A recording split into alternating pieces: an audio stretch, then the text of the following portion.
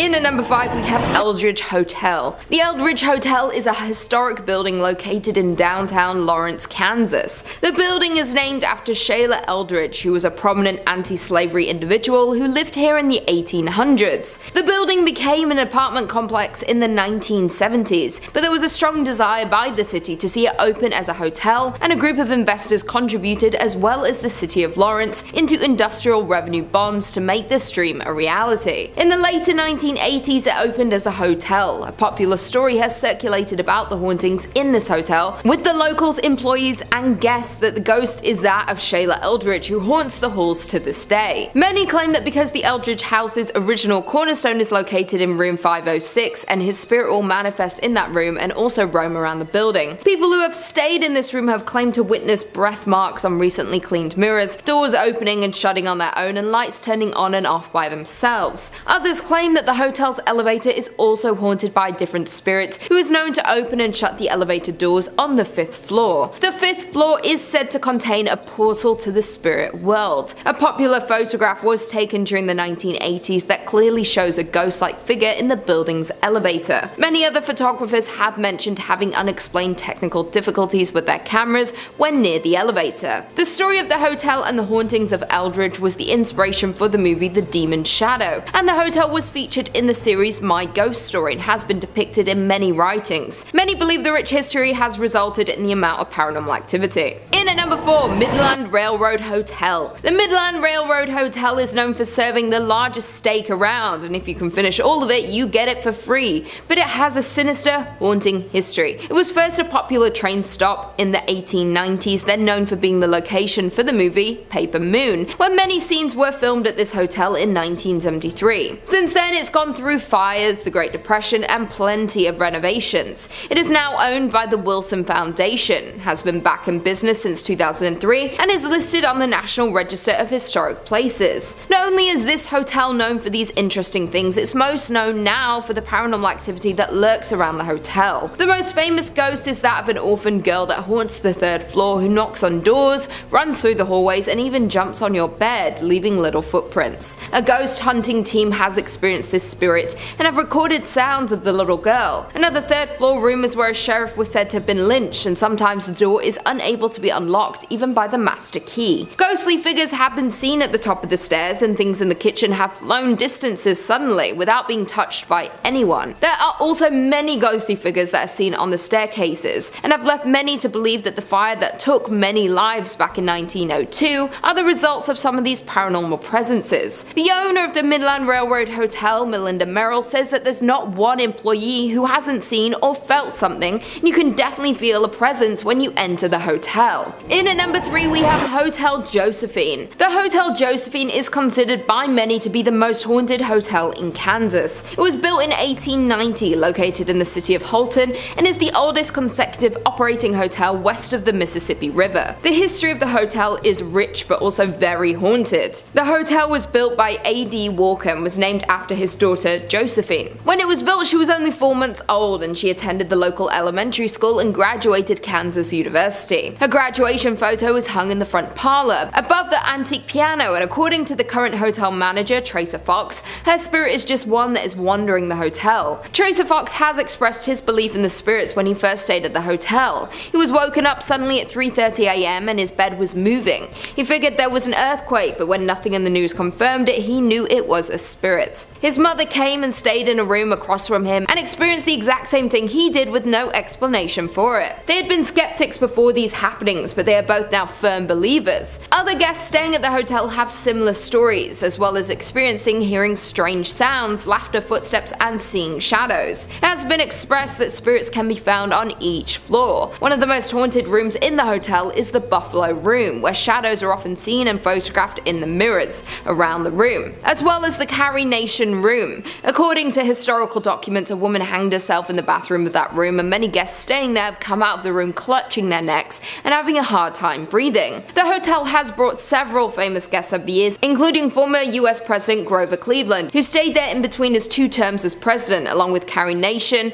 Robert Louis Stevenson, Charles Curtis, Kirstie Alley, John Sullivan, Sam Rayburn, and Harry Langdon. Due to the amount of paranormal activity and active spirits in this hotel, the hotel hosts several paranormal and haunted haunted events throughout the year, and many ghost hunters come to Houlton to check out the more than century-old hotel. It's also been featured in many television shows including Ghost Tours of Kansas and Haunted Rooms America. Coming in at number 2 we have McIntyre Villa. The McIntyre Villa is one of the unusual and historic houses built in the city of Atchison. It was built in 1889 for John McIntyre, a wealthy manufacturer of harnesses and saddles. He did a great deal of business with wagon trains plying the overland trails. John McIntyre's first wife, Alice, died in 1892. He married his second wife, Anna Conlon, a widow with 3 sons, and after John's death in 1902, Anna continued living in the home until her death in 1916. During her ownership, the house was home to many of her relatives, with lots of children as well. Around 1925, Anna's brother, Judge Charles J. Conlon, a prominent Atchison lawyer, and his family made the villa their home. In 1952, the McIntyre Villa was purchased by Miss Isabel Altus, a retired professional violinist and eccentric. She lacked the financial resources to be able to restore the home, and shortly before her death, she sold the home to George Gerardi in 1969, who started to rehabilitate the old estate. Many people, past and present, who have lived in and visited the home have experienced many paranormal experiences. There have been figures being seen in windows when no one is home, lights turning on and off in the tower which doesn't have electricity, a speaker getting thrown off the counter, and boxes mysteriously moving on their own. Sounds of slamming doors throughout the night, footsteps walking down the hallway on the second floor throughout the night,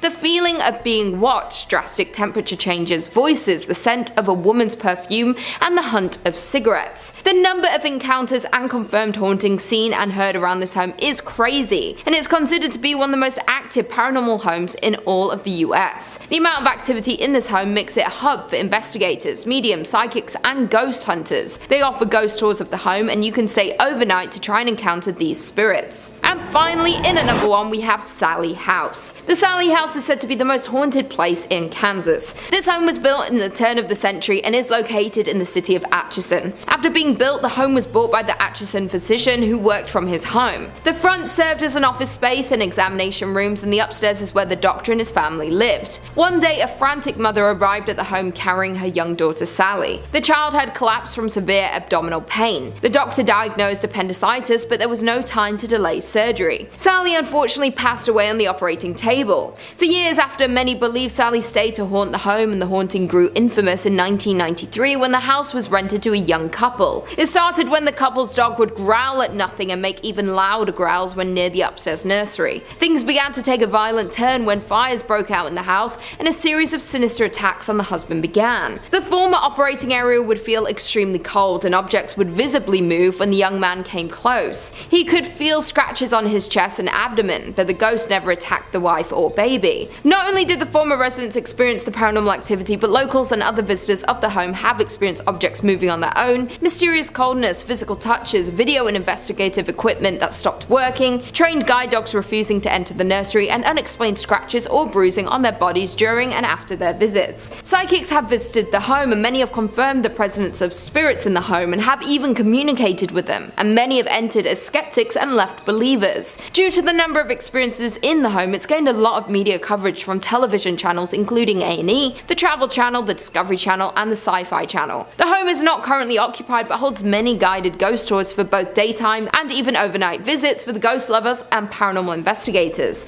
Beware though, because a waiver is required due to the potential for personal injury, but no serious injuries have been reported since the last tenant in 1993. Number 5 in this list is the Thunderbird Youth Academy. The Thunderbird Youth Academy is located in Pryor and is deeply haunted with the ghosts of students who have long passed.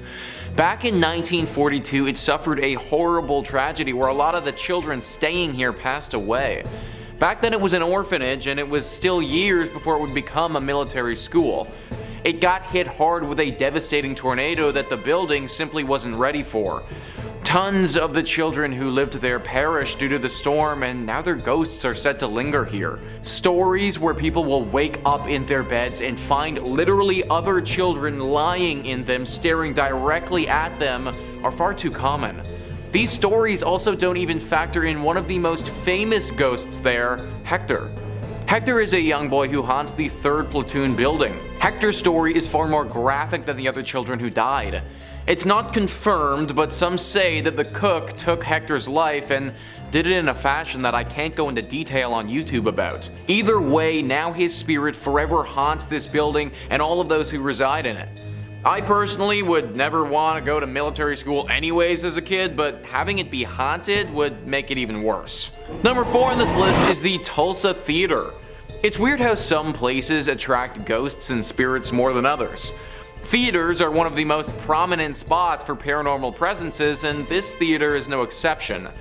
News Oklahoma says, Tulsa Theater, formerly known as Brady Theater, used to be a vaudeville house providing entertainment to audiences. This space went through a lot over the years, including being abandoned and almost destroyed.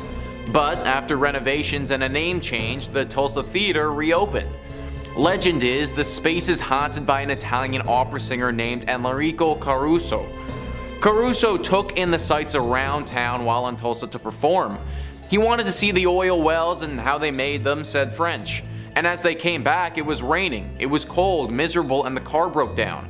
Despite already being sick, Caruso made the journey back on foot in the rain to give what turned out to be his last performance ever.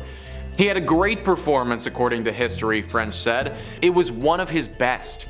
Standing ovations and the whole 9 yards. Unfortunately, after returning to Italy, Caruso died. French said many say Tulsa caused Caruso's demise, and that's why it's believed he haunts the theater. Even Caruso's manager named Tulsa as the reason for his death. But it goes deeper than just Caruso. When it was the Brady Theater, the building is rumored to have played a role in the 1921 Tulsa Race Massacre. I mean, it played a huge role. It housed some of the victims. There are rumors they died inside and some other horrible things that happened to them, French said. We actually captured electronic video phenomena evidence that almost confirms all of the stories there. The Tulsa Race Massacre was a horrible display of hate and racism. On May 31st in 1921, a bunch of white residents who had been given weapons by city officials attacked a bunch of black residents. This incident lasted over 24 hours and saw more than 800 people get injured and at least 36 people die. A horrifying tragedy that never should have occurred. It's no wonder that any place tied to this incident could be haunted. Number 3 on this list is the Hex House.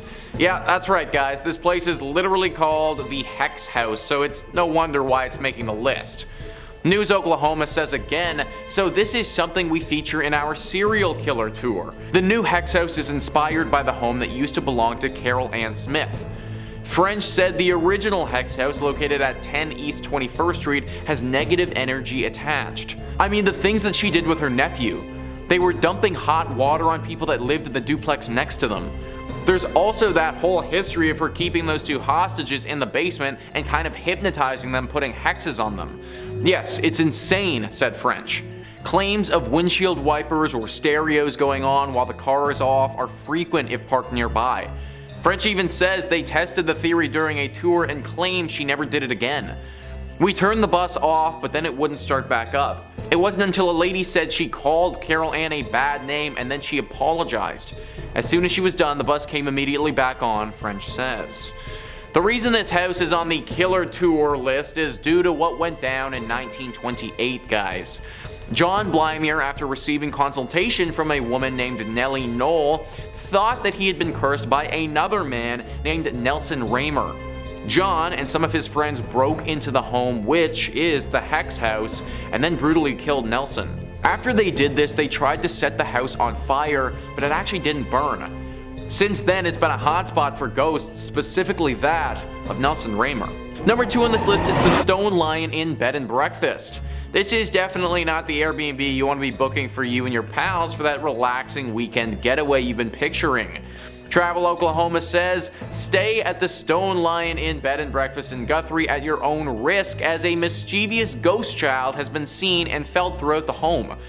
The spirit, said to be that of 8-year-old Irene Houghton, has been known to squeeze the toes of sleeping guests or even crawl into bed with them. The eerie tap tap tap of a child's footsteps has also been heard leading from the 2nd floor to the 3rd. According to legend, the 8,000 square foot home was where the child met her fate when a nurse her with cough syrup containing them. The family later moved on, but little Irene refused to leave. After the Houghton family moved out, the home changed into a boarding house and then a funeral home. Paranormal investigative teams have encountered several other ghosts, including a strong male entity who lingers in the basement where the morgue once was. Through the years of people staying here, there have been tons of reports of sightings and interactions with ghostly entities. As mentioned, it's pretty normal to be visited by Irene, the ghost of the young girl who passed here. A bit of a rarer encounter is that of a ghostly music box though. The owner Becky has come out and said, "One of my guests just the other day came out of this room and said all night long I heard this music box." Now it's unclear whether one of the ghosts was playing this music box or if the box just sort of started on its own, but that would definitely be enough to keep me awake if I was that guest. Pictures, videos, and voice recordings have all been captured here by paranormal investigators many times. It was first investigated by a paranormal specialist 18 years ago, and since then it's been a hotspot for all ghost hunters alike to check out. Unless you're well versed in dealings with spirits, I'd pick a different Airbnb for you and your buddies. And number 1 on this list is Guthries Boys Home. This site started out as an orphanage in 1923 when it was built. Now, becoming an orphan would truly be a horrible experience that I can't even begin to understand, but I can guarantee you that it would have been far worse if you got sent to this orphanage. That's because of the horrible atrocities committed here. There is no denying that the maid who worked here back then was sick. Mentally sick, deranged to a point where she felt a desire to these young orphans. It's believed that she would often abuse these innocent children in any number of ways. Now this isn't confirmed, but these are rumors. It's also thought that she even took the life of a few people while she was working here and made it look like an accident. This all culminated one day when she finally took her own life by jumping out of the bell tower and falling to her death. This has obviously led to some spiritual presences staying behind. Lucky for all of us, it's not the spirit of this sick old maid who died. However, as sad as it is, it's the spirits of some of these children here who were wronged. There is apparently one girl who appears to visitors and begs for safety. Crying and screaming children can be heard echoing throughout the building at all hours of the day. The sounds of little feet running up and down the halls are regularly reported as well. Believe it or not, this isn't enough to drive people away though, because it's a popular wedding spot. Definitely not the area I would choose to get married if it was up to me though. Number 5 on this list is Stivers School for the Arts. This is a high school that's attracted hundreds of artistic students from around the region for years. It's apparently a really good school, however, ever since a murder back in the 1920s, it's been deeply haunted. AGC writes, according to the online magazine Dayton Most Metro, a teacher named Mary Tyler was found dead in the pool with a locket in one hand and a broken pointer in the other. The teacher was reportedly involved with a senior student at the time of her death. He disappeared after her body was found and was never seen again. Officials believe the unnamed student tore his picture out of the teacher's locket so nobody would suspect him, according to the writer Julian Heisler. The school eventually covered over the pool, building a classroom on top of it. A trap door still leads down into the pool, which is used for storage now, Heisler said, but it seems Mary Tyler never left. Students and maintenance staff have reported Tyler's ghostly figure levitating in the abandoned pool and floating about the lower levels and the network of tunnels buried underneath the school, banging on pipes and wailing loudly wherever she goes, Dayton Most Metro reported. A floating dead body. Yeah, that sounds pretty haunted to me, guys. Ever since this ghostly incident, there have been tons of spooky moments reported by students. Lights flickering, temperature changes, items mysteriously moving around by themselves, and things of this nature happening regularly at this school. It's crazy that something that went down 100 years ago still has such a hold over this place, but literally a century later and we still haven't shaken the ghost of Mary Tyler. Hopefully the next century is a little bit less scary for the students at Stivers School for the Arts. Number 4 on this list is the Cleveland Federal Reserve. The Cleveland Federal Reserve is where the money is. Now this isn't a comment on people being haunted by crippling debt, even though that's probably the most realistic thing I've ever said on this channel. No, this place is haunted by an actual poltergeist that you don't want to mess with. Matilda is the name of our ghost in question, and she's said to haunt the vault down below.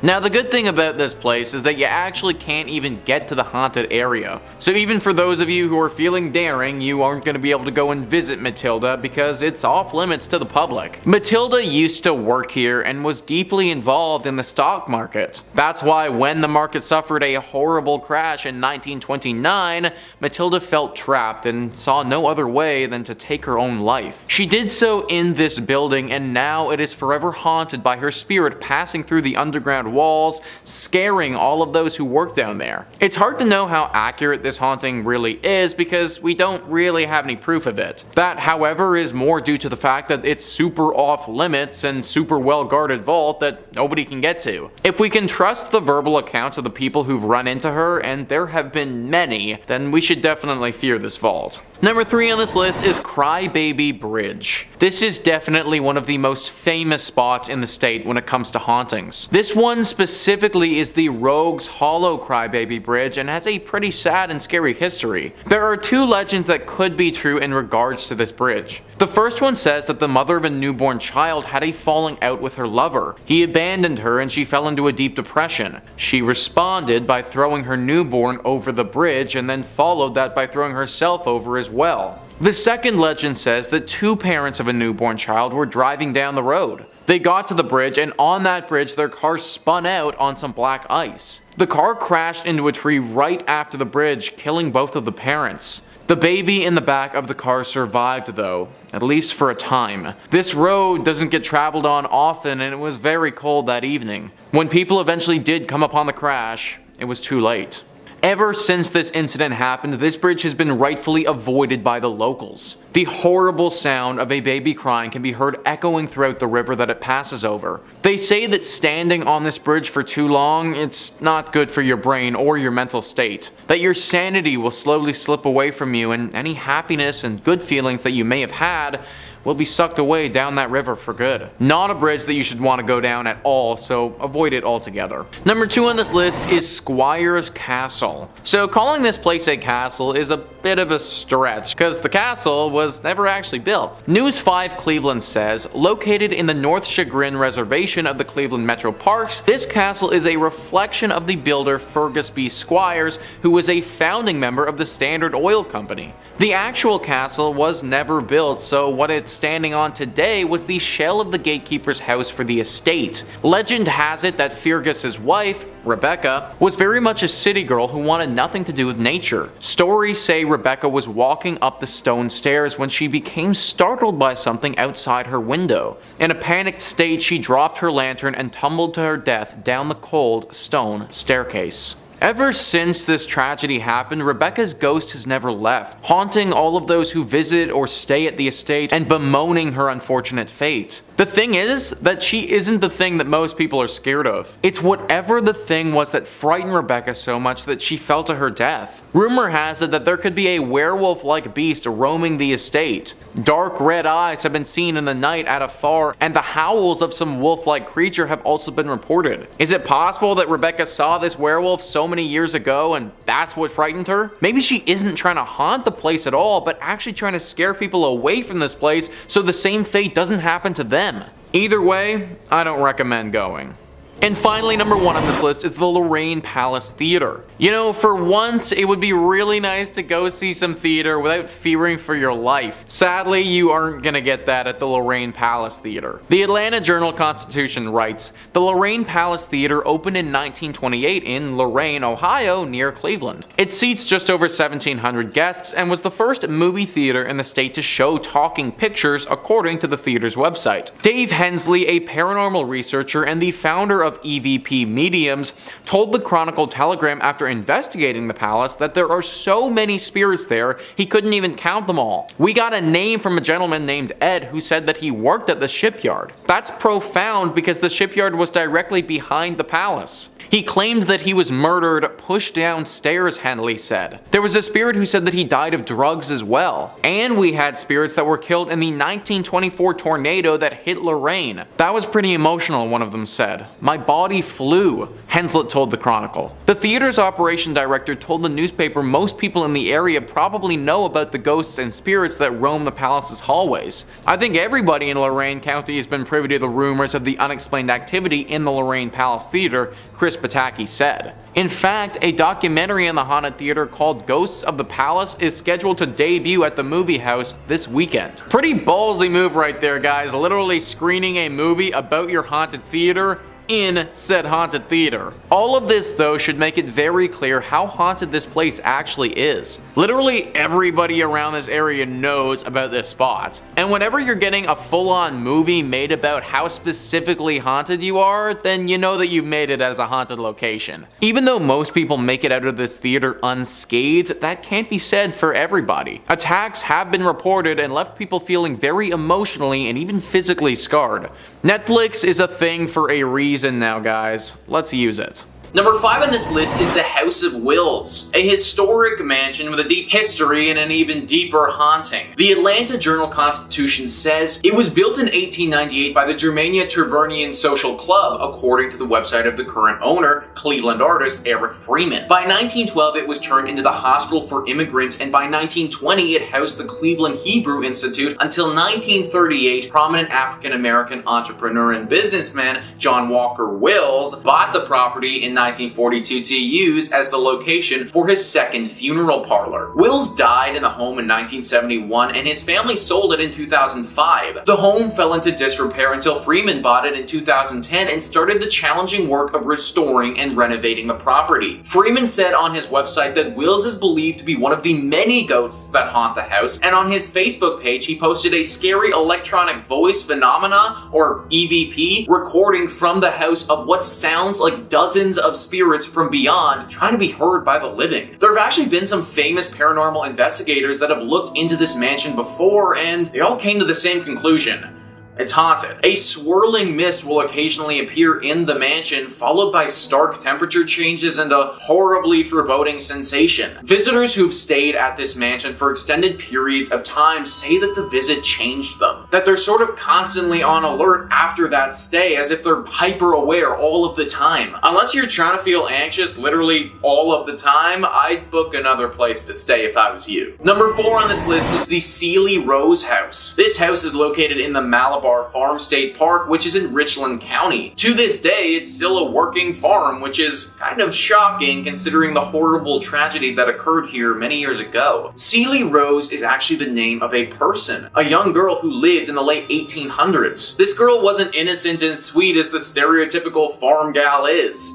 She was evil. There used to be a neighbor house right nearby the Sealy Rose house, and in that home lived a young boy around the same age as Sealy. Sealy developed quite the crush on him and wanted to marry him. It seemed that he liked her as well, and he wanted to do the same. This was all fine and good, except her family wouldn't allow it. Sealy's family forbid her from marrying this boy, and this was what caused her to do what she did next. Sealy wouldn't accept this answer and took it on herself to get rid of the problem, her family. She poisoned them, every single one of them. She did it by soaking flypaper in water and then secretly pouring the arsenic-laced water over the cottage cheese she served them, according to Ohio State Park News. They all died soon afterwards, except for her. This was soon found out by the authorities, and Sealy, being as young as she was, wasn't sent to jail, but she was put into a mental institute. She was there until she died many, many years later. This home is supposedly still haunted by her and the ghost of her dead family, though. Scratches and eerie cracks are heard throughout all the time. Many people have reported being attacked while they're here as well. Avoid this home at all costs if you find yourself in Ohio. Number 3 on this list is the Franklin Castle. This house is actually called the Tiedemann House, but over the years and from the history it has, it's been nicknamed the Franklin Castle. News 5 Cleveland says, known as the Franklin Castle, this Victorian-style stone house has been a witness to history and withstood the development of the West Side. inside. The stone castle carries an American Horror Story type history along with it. The house was built between 1881 and 1883 by a German immigrant, Hans Tiedemann. At the turn of the 19th century, Franklin Boulevard was one of the most upscale residential avenues in Cleveland. Franklin Castle was sold in 1896, just 1 year after his wife Louise died. In the century that followed, the house saw many new owners and new uses. Rumors began to circulate around 1986 that the house was haunted by the ghosts of Mrs. Tiedemann and her daughter Emma, who died before the house was even built. So this one is kind of strange because it doesn't seem like anything terrible happened to these two ladies in their death, or at least nothing that I could find. Most times when a spirit haunts a place, it's because they died in a fashion that was very unnatural. That wasn't the case here, and yet they still haunt the castle. It's a nice home to look at from the outside, but definitely not a place that you should be going into. Avoid it altogether. Number 2 on this list is the Gore Orphanage. Anything that is named the Gore Orphanage is bound to be haunted, and this is no exception. News 5 Cleveland says it's claimed to be one of the most haunted places in Ohio. Located in the countryside of Vermilion, a fire engulfed an old orphanage, burning dozens of people alive, according to long-told tales. For over a century, visitors to the Gore Orphanage have reported strange experiences of glowing lights, chilling cries, and apparitions. Light of Hope was the actual name of the orphanage and was established by Johann Sprunger and his wife Katrina. They moved to the Vermilion area after their 2 former businesses in Indiana also caught fire. Throughout the years, children told stories of abuse,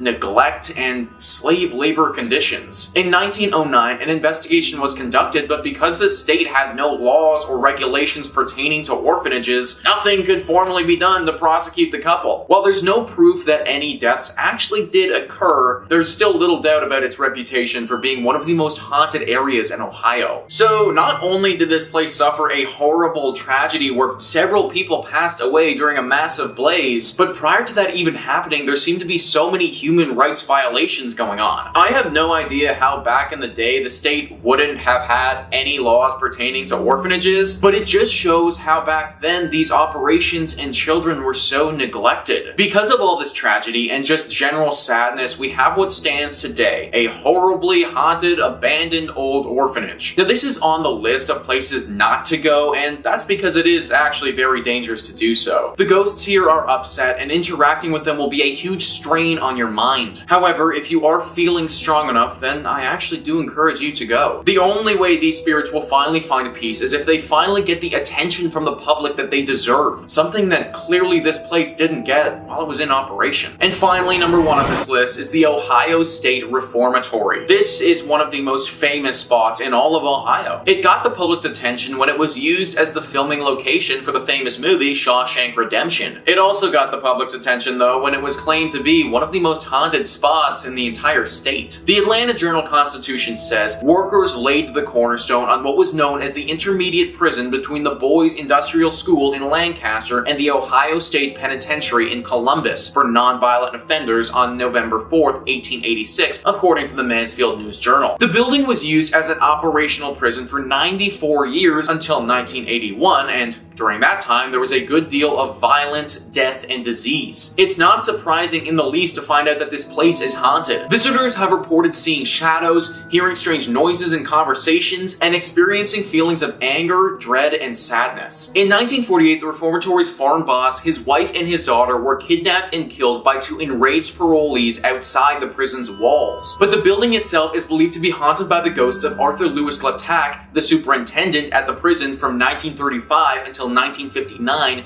and his wife, Helen. The warden's wife died from an accidental shooting, and several years later, the warden died from a heart attack, according to the Preservation Society. The couple's disembodied voices have been heard in the prison's old superintendent's office. A boy is also believed to haunt the basement, where he was reportedly beaten to death, according to the website Mysterious Heartland. So, yeah, I think it's pretty clear by all of this that this place is not the sort of spot you want to be visiting anytime soon. The amount of violence that this location would have seen is just truly abhorrent, and I'm actually surprised that they were able to get through the entire filming of the Shawshank Redemption without some serious ghostly interventions. Maybe it's because they had Morgan Freeman in the movie and, well, let's face it, he's kind of an angel. In at number 5 we have the King Opera House. The King Opera House in Van Buren was built in the late 19th century, but didn't get famous from the shows it hosted or its beautiful interior, but instead the Opera House is noted for its connection to a murder, and there are rumors that it is haunted by the murdered actor. It all began with actor Charles Tolson, who was the owner of the Tolson Stock Company, which was a traveling acting troupe. The troupe had just finished a week of performances at the King Opera House in September 1903, and they were headed out of town to go to another performance. They headed to the train station, and when Tolson made his way to the ticket window, someone called out his name. Dr. William Parman, a well-known local doctor, emerged and shot Tolson with his revolver. Tolson was shot in the hip and the chest, and he was taken to the Fort Smith Hospital, but it was too late, and he died from his injuries. Dr. Parchman's motive for the incident was that he believed his 17-year-old daughter was in love with Tolson, was planning on running away with him, even though Tolson was married and his wife was a member of the acting troupe. Tolson knew Dr. Parchman and his daughter Allie, but there was no proof that he had any intention of eloping with the girl. Parchman was acting based on the information given to him by a vinegar salesman who may have had an interest in the young girl. Parchman was found not guilty of the murder despite there being multiple witnesses. Interestingly, both Allie and the vinegar salesman left town and were not present for the trial. It's said that Tolson's ghost haunts the King Opera House, which was the location of his last performance. Today, the Opera House is a contributing property to the Van Buren Historic District, listed on the National Register of Historic Places. It isn't currently open to the public, but is available to be rented out. In at number 4 we have Toltec Mounds. The Toltec Mounds is a famous historical site in Arkansas and is a National Historic Landmark, one of 4 in the Arkansas State Park system, and this park is the largest and most complex mound site in the state. Arkansas was once the home of a group of people referred to as the Plum Bayou culture by archaeologists and historians. Their existence in the area is a bit of a mystery. These people were not related to the Toltec tribes from Mexico, despite the site's name. The Plum Bayou culture also cannot be traced to any other group of people living in the area when the tribe was active. A total of 18 mounds have been identified in the area, all built between 650 and 1050 AD. One mound stands 49 feet high and another at 39 feet, with many smaller mounds surrounding it. The site was abandoned around 1050 AD and no remnants of the residents exist outside of the Toltec Mounds. Today the site is still an active archaeological site in the home of Toltec Mounds Archaeological State Park. As for hauntings at the site, if an entire culture disappearing without a trace isn't creepy enough, many visitors to the site have reported the appearance of lights or orbs near the mounds, seeing ghosts and hearing footsteps around the site at night. Many of these findings have been caught on camera and video, and so many paranormal investigators, ghost hunters, and haunting enthusiasts have confirmed there is activity in the area. Whether it's from the Lost Society or not, we may never know. The mounds are open daily for visitors, with tours available to learn more about the history and hauntings in the area. In at number 3 we have the Allen House. The Allen House was built back in 1905 and was named after the original owner, Joe Lee Allen, where he lived in the home with his family for many years. Although Joe died in 1917, his wife Caddy stayed in the home with the 3 children Laddle, Lonnie, Lee, and Lewis. Sadly, Laddle took his own life in one of the bedrooms by drinking potassium cyanide, and it was unknown for many years for why she did it. After her death, her mother Caddy Allen kept the room completely closed off from the rest of the house. When Caddy passed in 1954, the property was split into rental apartments, and soon after renters moved in, they reported hearing footsteps and moans from the bedroom where Laddle died. In 1985, new owners bought the house and opened the bedroom, and it still contained the bottle of cyanide in a closet. The house changed owners twice, and in 2007, Mark and Rebecca Spencer purchased the Allen House and had a complete paranormal investigation done in 2008 because of the endless unexplainable instances. The investigators recorded over 40 voice phenomena and had their own paranormal experiences throughout their investigation. On August 22, 2009, Laddle's love letters were discovered in the attic floor. Over 90 letters detail her 1948 love affair, which ended with her taking her own life on Christmas night. After the owner Mark had experienced endless amounts of paranormal activity and discovering Laddle's love letters, he wrote a book called A Haunted Love Story. Nowadays, the home can be booked for tours explaining the history and the paranormal activity that goes on in the Allen House. During the Halloween season, it's open to the public from 6 to 11 p.m. for tours, and paranormal investigators and ghost lovers flock to hopefully experience Laddle's ghost that haunts the house to this day. In at number 2 we have Clayton House. The Clayton House is a historical treasure, but it's also one of the most haunted places in Arkansas. The home was originally built in 1852 by a man known as Mr. Sutton, and several years later, William Henry Harrison Clayton purchased purchased the house and renovated it, doubling it in size, transforming the style into Victorian Gothic Italianate. Mr. Clayton lived here from 1882 to 1897 with his wife along with their 7 children. The home still has old portraits of William and his wife Florence hanging on the wall and still had numerous priceless family belongings in the home. William had a twin brother, John K. Clayton, who was a US senator who had been mysteriously assassinated in 1873, and many believe his ghost is one that haunts the Clayton house. The second floor bedroom seems to have the most activity, and staff and visitors have reported hearing footsteps, boots stomping, and doors slamming, along with seeing apparitions. Music and singing have also been heard throughout the house. People who have visited this home have described seeing one ghostly apparition known as the Tall Man,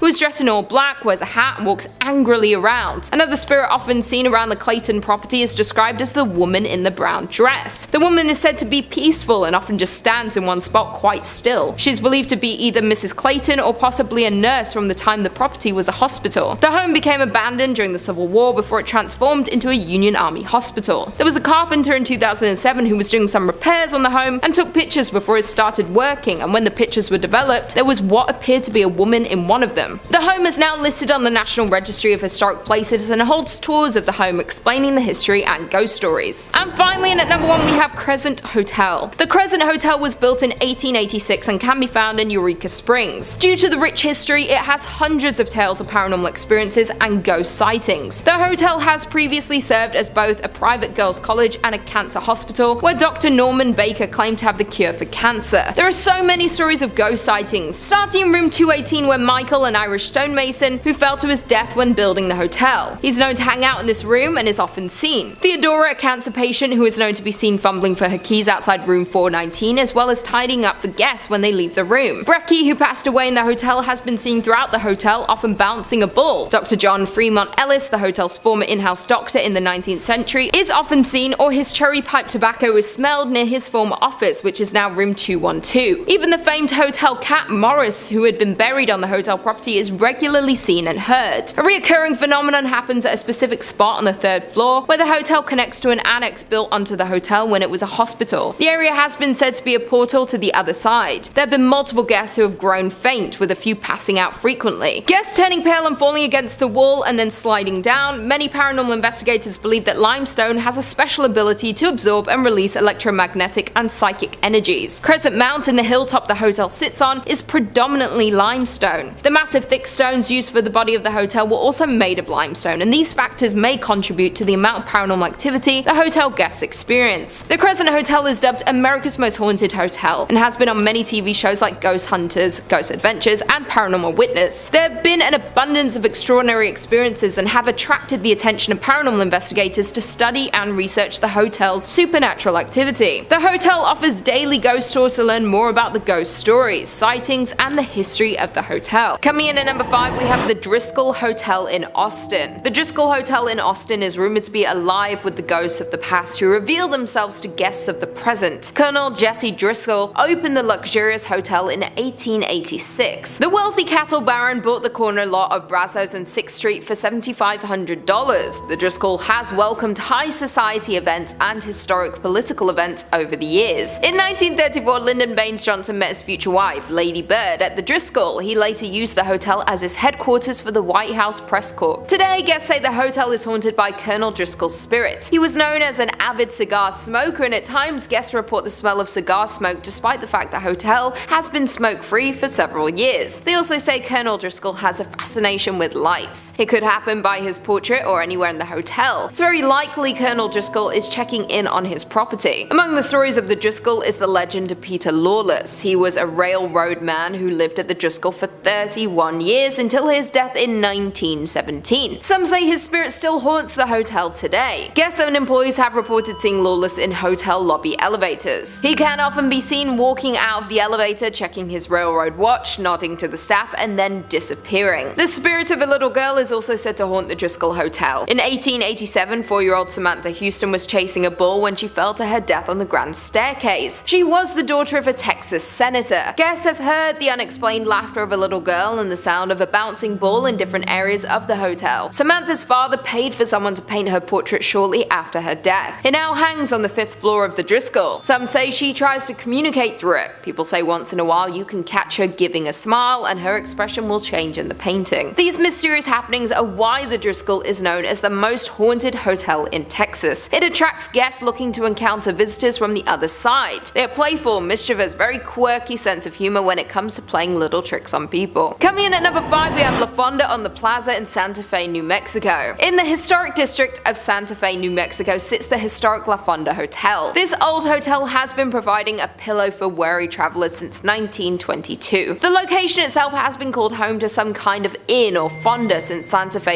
earliest days. When Santa Fe was founded in 1607, records show that an inn on this location was one of the first businesses established in the new settlement. According to local law, court was held in the original Adobe Hotel, as well as executions, when guilty offenders were hanged in the lobby. Over the years, the hotel was destroyed and rebuilt several times over. As more and more pioneers traveled the Santa Fe Trail, the La Fonda became a popular destination for trappers, traders, mountain men, soldiers, politicians, and the like. The gambling hall continued to be a major feature, however, providing entertainment for military officers and the occasional professional gambler. Fortunes were made and lost here, and one unfortunate person lost his life in 1857 at the end of a rope strung up in the hotel's backyard by a lynch mob. 10 years later, in 1867, the John P. Slough, Chief Justice of the Territorial Supreme Court, was fatally shot in the hotel lobby. Slough was in a dispute with Captain Ryneson, a member of the territorial legislature, when he called Ryneson a liar and a thief. More than a century ago, a distraught salesman who lost his company's money in a card game leaped down a deep well that was located just outside the gambling hall of the Exchange Hotel. Most of the history of the hotel is strung together by a string of tragedies. The hotel has seen more than its fair share of violence and anger. Today, the La Fonda Hotel is said to host not only travelers visiting Santa Fe, but also several ghosts. Some people believe that Judge Slough continues to walk its hallways. However, more often reported is the ghost of the distraught salesman who jumped into the well after losing all of his company's money. The hotel's dining room, called the La Plazuela, is situated directly over the old well, and both guests and staff alike have reported the sight of a ghostly figure that walks to the center of the room, then seemingly jumps into the floor and disappears. In the 1970s, a guest reportedly called the front desk to complain that someone was walking up and down the hallway in front of his room. When an employee was sent to investigate, he saw a tall man in a long black coat disappear into a stairwell. However, when he followed him to the stairs, there was no sign of the mysterious visitor. Today, the La Fonda Hotel is a vibrant historic landmark on Santa Fe's downtown plaza, known for its award-winning architecture and decor unique artwork. Guests don't appear to be put off by the spirits that still live there, with some staying there in hopes of encountering a lost spirit. In at number 3, we have Hotel Chelsea in New York City. The Hotel Chelsea has been a formidable presence on the West 23rd Street since the 1880s, taking up a large section of the block between 7th and 8th Avenues. Over the past decades, the hotel has become a shell of its former self, as ownership has changed hands. We've seen its legendary walls enshrouded in scaffolding, and longtime residents leave as the building is transformed into luxury hotels. A list of notable building residents have called the Hotel Chelsea home, from authors like Mark Twain, Dylan Thomas, as well as Arthur C. Clarke, who wrote 2001: A Space Odyssey there. There is no other building in NYC that has been the home, the muse, and the inspiration for multiple generations of artists. Opened in 1884 as an experiment by architect Philip Hubert, Hotel Chelsea was Manhattan's first cooperative building that catered to the personal and professional needs of inhabitants. It was a social experiment of sorts for a mix of the carpenters, electricians, and interior designers who created the place, in addition to a handful of artists, writers, and singers. From its inception, the 12-story building was a haven for creative types, and it didn't take long for the walls of the common spaces, which at time included dining halls, to become decorated with canvases and murals, some of which were created by the esteemed students of the Hudson River School. But Hubert's social experiment quickly went bankrupt and belly up. In 1905, Hotel Chelsea opened its doors to the world, offering luxury accommodations on Manhattan's West 23rd Street. A few decades later, after plenty of wear and tear, management was forced to lower room prices to mirror the condition of the rooms. During its glittering peak, day-to-day life at Hotel Chelsea was far from glamorous. Tenants would gather to smoke and drink in the hallways of the Victorian Gothic building. Drug use was rampant, and someone was always accidentally setting something on fire. The hotel shuttered to visitors in 2011, and after a series of unsuccessful acquisitions, was ultimately purchased 5 years later by a trio of hoteliers: Richard Bourne and Ira Druckier of BD Hotels, and Sean McPherson of Bowery Hotel and Jane Hotel. The new owners are in the midst of doing a thorough renovation of the ailing space, planned to reopen it in 2019 as a glittering luxury destination. With the hotel's long and complicated history full of every type of person, there have been spirits that have been trapped within the walls. Nancy Spungen, girlfriend of Sid Vicious of the Sex Pistols, was found stabbed on October 12, 1978. She was found on the hotel bathroom floor by the staff. She did not survive her attack. Sid was charged with her murder but died before he could be convicted. The next tragedy that is considered to be quite popular when it comes to the Hotel Chelsea is that of poet and writer named Dylan Marley's Thomas. This occurred many years earlier than Nancy's on the 9th day of November in the year 1953. In October of 1953, Mr. Thomas arrived in the state of New York, and according to those around him, he had wealth and medical problems. Many claim that he had suffered from regular blackouts and even suffered from medical conditions associated with his heart. In addition to these issues, he also had to carry an inhaler because of the fact that he suffered from a respiratory condition. He became ill during his stay at the hotel. He passed away 3 days later from pneumonia. However, some people believe he was poisoned. Both Nancy and Dylan, along with other lesser-known ghosts, are known to plague their own rooms within the hotel. Some guests have heard screaming from Nancy's bathroom when staying in the neighboring rooms, or waking up suddenly in the night. Others have heard footsteps from outside the rooms, along with running up and down the halls. Currently, renovations continue as of April 2021, with a plan to reopen by the end of the year. Will you visit once the hotel is reopened? Will the renovations make a difference to the hauntings? Probably not. In at number 2, we have Hawthorne Hotel in Salem, Massachusetts. The Hotel Hawthorne has been one of the most cherished landmarks in Salem for a century. The hotel was a joint venture for the town, looking to build their first hotel to service visitors. They decided to name the hotel after author Nathaniel Hawthorne, who grew up in the town. Opening in July of 1925, the new magnificent destination offered 150 outstanding guest rooms, as well as a 2-story lobby complete with a mezzanine and balcony. It even attracted series of illustrious guests, including the likes of Betty Davis and Johnny Cash, but it was the television sitcom Bewitched that brought the Hawthorne Hotel its greatest fame. In 1970, Elizabeth Montgomery, her real-life husband Bill Asher, and the rest of the cast and crew stayed at the Hawthorne Hotel while filming episodes for the show. The hotel was flooded with calls asking if it was the Bewitched Hotel for years after the Salem saga first aired. Bridget Bishop was one of the poor women accused and convicted of witchcraft, was said to have owned an apple orchard upon which the hotel was later built. Many guests maintain that they have encountered her very spirit within the hotel. In front of the 6th floor's room 612, the apparition of a woman is often seen standing still. From time to time, she will wander up and down the hallway where room 612 is located. Within the room, guests have complained of the sensation that they are not alone, as if someone else is sharing the room with them. And inside room 325 of the 3rd floor, there have been several reports of hearing an unseen baby crying, lights turning off and on, and even the water faucets turning on and off. Others have reported numerous unidentifiable sounds. One particular employee refuses to work nights ever again. During his evening shift, after cleaning a room, he went to get supplies and returned to find the room's entire configuration changed around. With the hotel being built in Salem, there is no telling just how many tortured women still roam on the land, all dying in horrific ways their spirits have struggled to pass on and accept their fate. And lastly, in at number 1, we have the Stanley Hotel in Colorado. The Rocky Mountains are home to a hotel that's widely considered one of the most haunted places in America, and it has ties to a renowned horror film. The Stanley Hotel in Colorado is said to be haunted by several different ghosts, from past owners to children and even a couple pets. Along with its haunted reputation, the colonial revival style hotel also inspired author Stephen King to write The Shining, one of his most popular novels that was adapted into a 1980 film starring Jack Nicholson. The Stanley Hotel was built by inventor Freeland Stanley, who moved out to Colorado hoping that the fresh air and plentiful sunlight would relieve his tuberculosis. When he arrived in 1903, he was weak and underweight, but after just 1 season, hotel staff says his health was restored. The hotel says Stanley was so overjoyed that he vowed to return each summer and ended up building the hotel to bring a level of sophistication to the region. The Stanley Hotel opened in 1909. Stanley died in 1940 at the age of 91, but his spirit is still said to roam the hotel. Specifically, staff says he's been spotted in the hotel's billiard room and bar. Stanley's wife Flora has also reportedly been spotted in the hotel and is known to tickle the keys of a piano. Another ghost that's been said to show up is a former housekeeper of the hotel, Elizabeth Wilson, or Mrs. Wilson. Tour guides say Wilson was lighting lanterns in room 217 when she was seriously injured in an explosion. She survived the blast but passed away years later. Now it seems Wilson is a regular in room 217. Guests report items being moved, luggage being packed up, and lights going off and on. It also seems Wilson is rather conservative. Guides say she's not a fan of unmarried couples. People who aren't married have reported feeling cold presence between them while in bed. On the 4th floor, guests have also reported hearing children running around, laughing and playing. Guides say that's where nannies and kids they watched would spend much of their time back in the day. Not all of the hotel's purported ghosts stand on 2 legs. There's a pet cemetery on the grounds that guides say is the final resting place of some of the owner's animals. Staff says the ghosts of a cat and a dog have been roaming around. Could this cemetery also be the inspiration for King's novel Pet Sematary? It definitely seems possible. Guides end their tour in a cave system below the hotel, where staff says there's a higher than average concentration of limestone and quartz, which is believed by some to draw spirits to the property. Do you dare visit the Shining Hotel? Number 5 on this list is Cleveland Gray's Armory Museum. This building was constructed in 1893 for the Cleveland Grays, who were a volunteer private military company. The group helped law enforcement and dealt with other criminal ongoings that attacked the city's streets. They continued helping out the military for as long as the government would allow them to, but after World War I were no longer allowed to enter as a private group. However, they obviously had a lot of weapons and things of that nature that nobody would be using anymore. So today, there now stands the Cleveland Grays Armory Museum.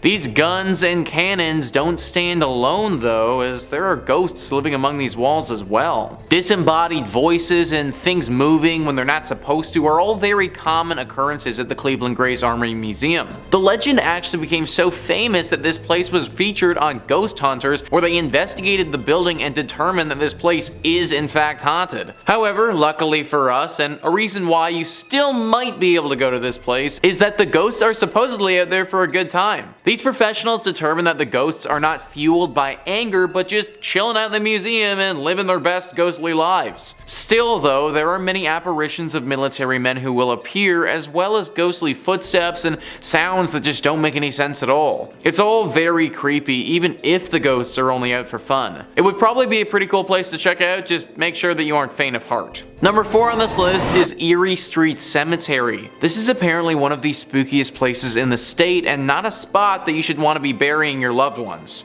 Only in your state writes, in 1826, this charming cemetery was established on East 9th Street, though it was known as Erie Street at the time. Before then, a community burial ground was maintained near modern-day Public Square. Expansion, of course, eventually caught up with the cemetery, and it's now right across the street from Progressive Field. This growth once threatened the cemetery's existence, as bodies were removed from the cemetery in the early 1900s to make space for the new development. This preparation was shut down when the Pioneers Memorial Association was founded, so the burial grounds remains, yet it now feels oddly out of place. Perhaps one of the most unforgettable stories is that of Jock Ossaut, also known as Walking Bear. Jock Ossaut was the proud chief of the Mesquite, a tribe that existed in Iowa. Following the conclusion of the Black Hawk War, Jock Ossaut came out east to hunt. He made the acquaintance of Dan Marble and joined his theater troupe, traveled to England, and even came into the favor of Queen Victoria. However, he fell ill and parted ways with the troupe. Legend maintains that Jock Ossaut was making his way home to his ancestral lands,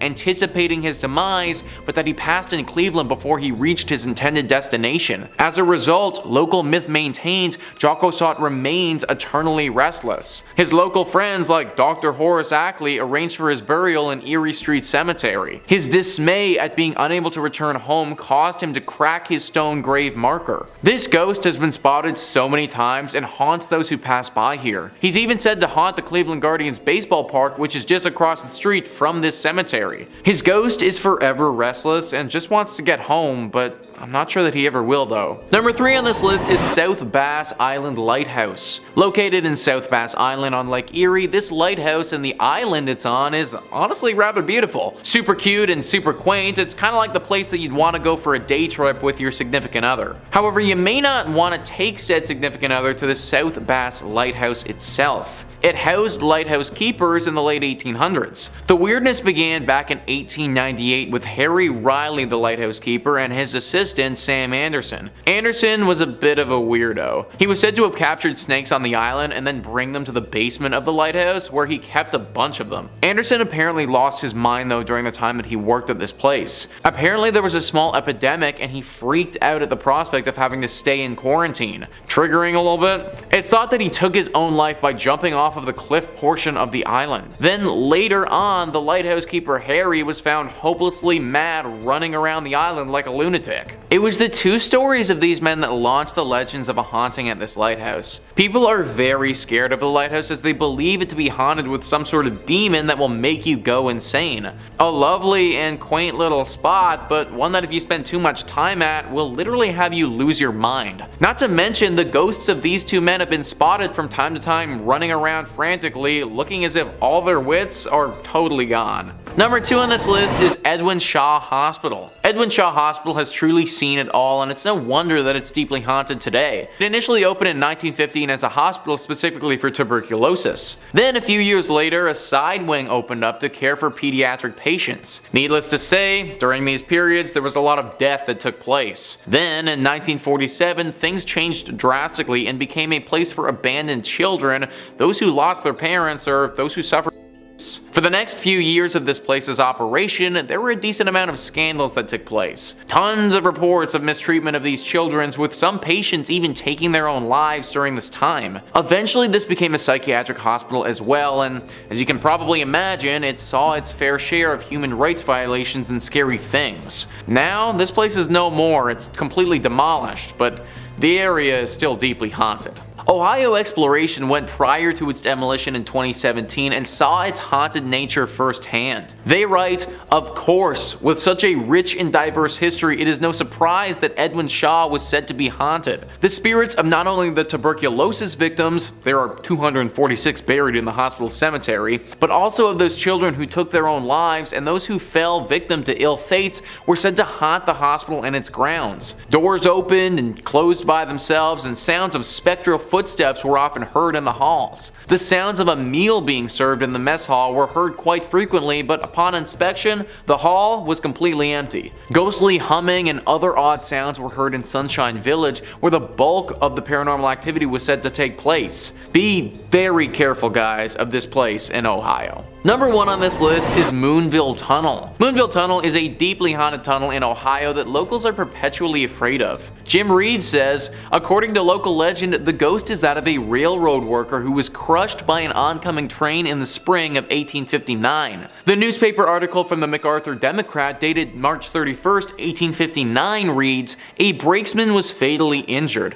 when the wheels passing over and grinding to a shapeless mass the greater part of one of his legs." Talk about graphic. Most who claim to have sighted the ghost in Moonville Tunnel say that he carries a lantern and is sometimes seen as a hovering orb of light. At least 4 other people were reported to have been killed at Moonville Tunnel as well, although the details, they kind of vary. Some legends claim that Moonville was struck by a plague and quarantine, and that the ghosts are of those killed by the epidemic. Others state that the ghost is that of a pregnant woman struck by a train, and still others claim that it was an 8-foot tall man who was struck. However, none of these legends are quite as popular as the initial one. This tunnel appears on tons of the most haunted Ohio lists, and it even has a pretty massive section on Wikipedia dedicated to how haunted it is. That can't be said for most other places, and just kind of leads to the legitimacy of these ghosts. On the Wikipedia page, there are also extensive stories about the Lavender Lady, the engineer, and the bully, who were all apparently characters that died due to this train many years ago.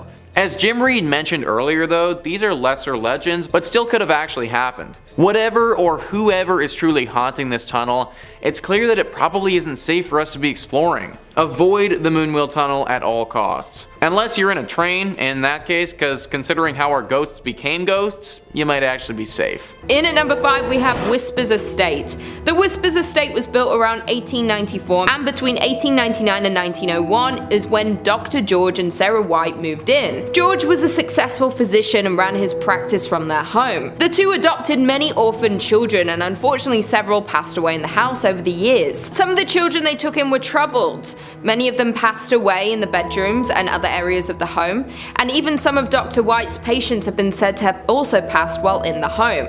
Dr. White practiced in the home for over 25 years, so it's probable but unknown how many over the years had passed in the home. In the early 2000s, the home underwent renovations and a lot of bizarre activity began. Many claim that lights would flicker on and off, footsteps would be heard stomping around on the second floor, and as time went on, the activity escalated. To this day, people reserve time to come and experience all this paranormal activity, and are encouraged to write down any experiences they had while in the home, and these accounts are posted to the Whispers Estate's official Facebook page. You can go through the page and find creepy photos people have taken that show demonic figures, ghost-like creatures, and even human orbs. It's also pretty common for the guests to be scratched up by unseen fingernails or touched by an unseen hand. The estate earned the Whispers moniker after the numerous guests that experienced somebody whispering in their ear, somebody they couldn't see. Due to the amount of people who have passed at the home in its early days, it's like there are a number of different spirits that haunt the estate to this day. The Whispers estate is known as the 4th most haunted house in the United States, but many who have visited believe it to be the most haunted house in the entire country. In at number 4 we have Rhodes Hotel.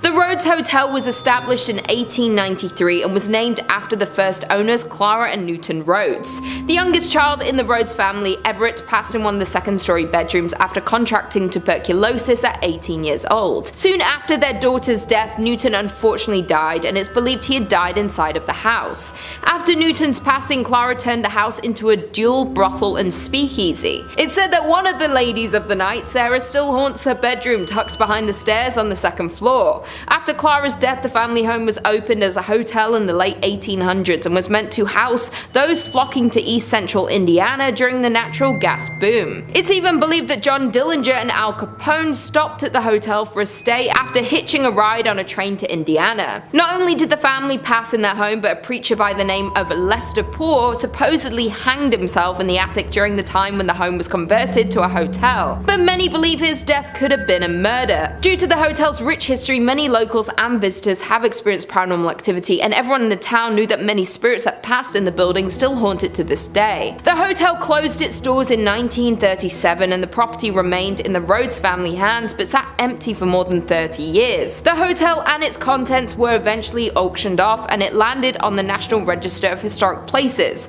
and the hotel saw 3 owners before the Haleys took it over for restoration. The Rhodes Hotel was purchased by Clint and Linda Haley in 1995, and they heard rumors about the haunting of the hotel, but this didn't faze them. They were more worried about the work they'd have to do to restore the home. The Haleys claim that they didn't encounter any paranormal activity, but many find that hard to believe. The hotel was up for sale again in 2017 when a man by the name of Couch took it over for his charity. Couch had launched the Lost Limbs Foundation 4 years earlier, which raised funds for prosthetic limbs for children. To this day, Couch's charity has owned and run the hotel. Not only had it been named among Indiana's most haunted places, but the hotel is consistently booked for private and paranormal investigations. The overnight investigation tickets can get up to $200, and this hotel attracts people from across the country. There have been many investigators that believe there is extensive activity in this old hotel, and people have captured a figure-like shadow moving across the living room curtains with the use of night vision cameras. Most commonly, people hear whispers and the 2nd floor creaking when no one is inside. Unlike the Haleys, Couch said he's seen and heard supernatural happenings in the hotel since moving onto the property in 2017. He's heard footsteps on the staircase, the property camera has turned off randomly,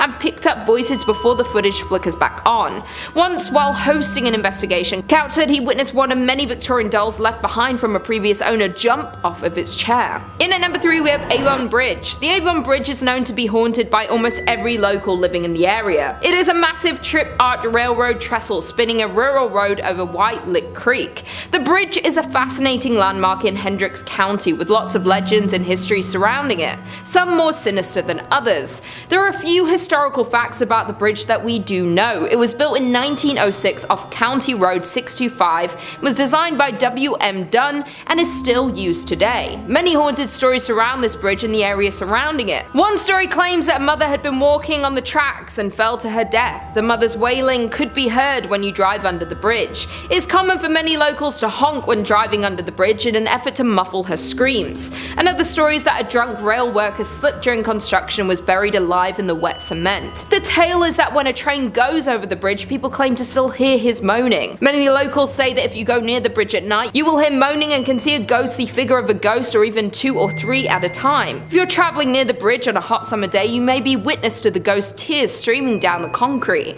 Many people don't even refer to it as the Avon Bridge. It's often called the Haunted Avon Bridge because of the number of accounts of ghost sightings and constant sounds of the moans and screams heard from the ghosts that haunt the bridge. In at number 2 we have James Allison Mansion.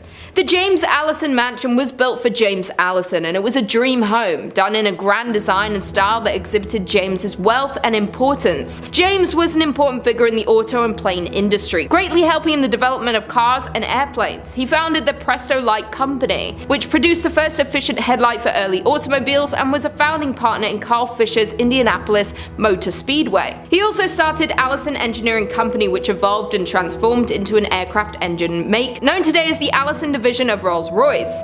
James purchased the 65-acre estate, and he and his wife Sarah built this glorious mansion, starting construction in 1911 and finishing in 1913. The massive home had an elevator, a billiard room, an indoor pool in the basement, a breakfast room, a library, a grand kitchen, and even pumped-in ice water. 15 years after the Allisons built their forever home, James then fell in love with his secretary, and he divorced his wife Sarah in 1928. Only a month later, James married this former employee, Lucille Musset. However, James contracted a fatal case of pneumonia and died shortly after marrying his second wife at the age of 56. In 1936, the estate went up for sale, and that same year it was bought by Sisters of St. Francis of Oldenburg. The former Allison home became a home for the college's library, administrative offices, classrooms, and sleeping quarters for the sisters. There have been many things seen and heard throughout the years since it became a college. There was a girl who had drowned in the pool in the basement, and James's untimely death in the home. Both people could be haunting this mansion to this day. It's said that people who pass through a sudden accident or a bout of illness,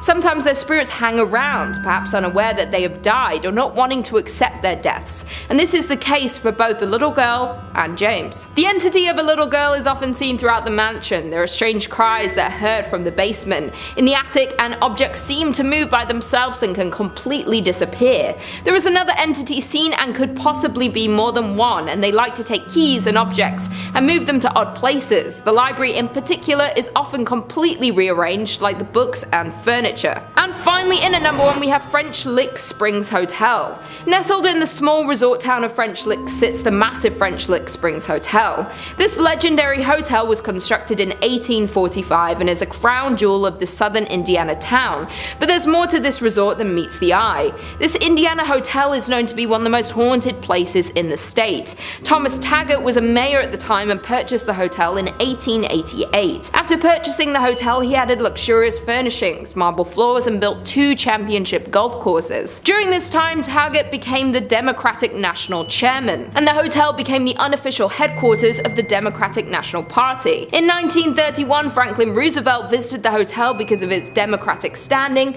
and won the presidency a mere year later. Over the years, the hotel and the work Taggart put into it made it one of the most prominent hotels in the area, and even ran the West Baden Springs Hotel out of the business. Unfortunately, in 1916, Taggart passed away, but according to local legend, his spirit has never left the building.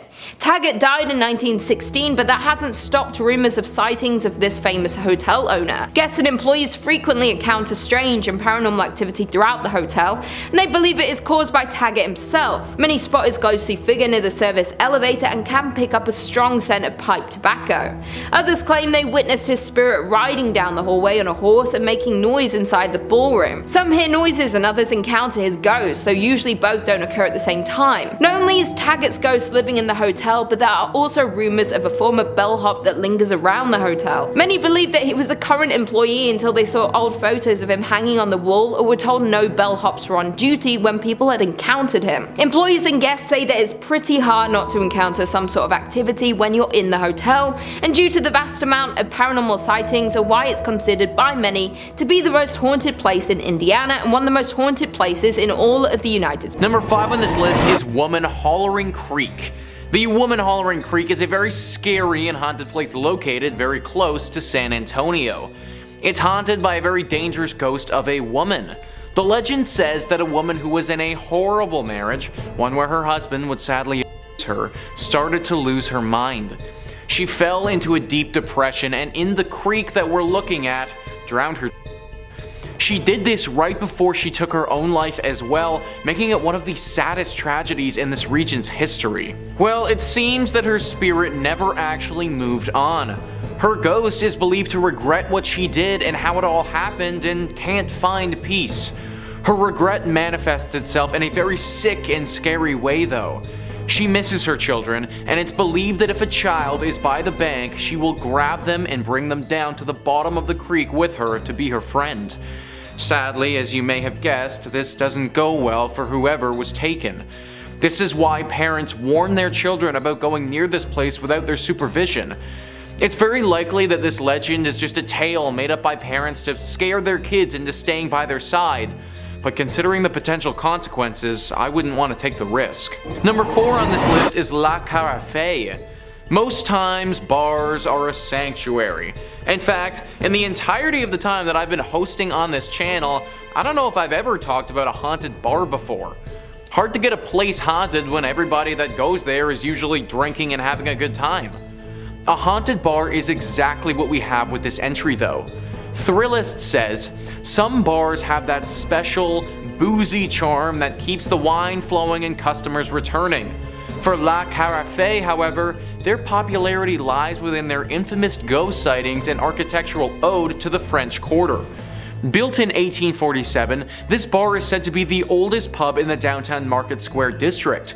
Every inch of the cozy nook sports an eclectic history, from the numerous black and white photographs on the walls to the tales of important figures such as Sam Houston being a regular guest there. And considering this building's antiquated age, it's no surprise that a couple of phantoms also call this place home. Among the rumored residents is a former bartender named Carl, who still clocks in for his shift and keeps an eye on the establishment, especially on the second floor, which is reportedly vacant after closing time. Customers have also reported glasses breaking, hearing heavy footsteps and eerie bangs, and sensing cold spots in the bathroom. This is definitely a weird one because nobody really knows why this place is as haunted as it is. Like, yes, the bar owner kind of makes sense, but from my reading, he didn't die in an unusual or tragic way by any means, just a normal passing.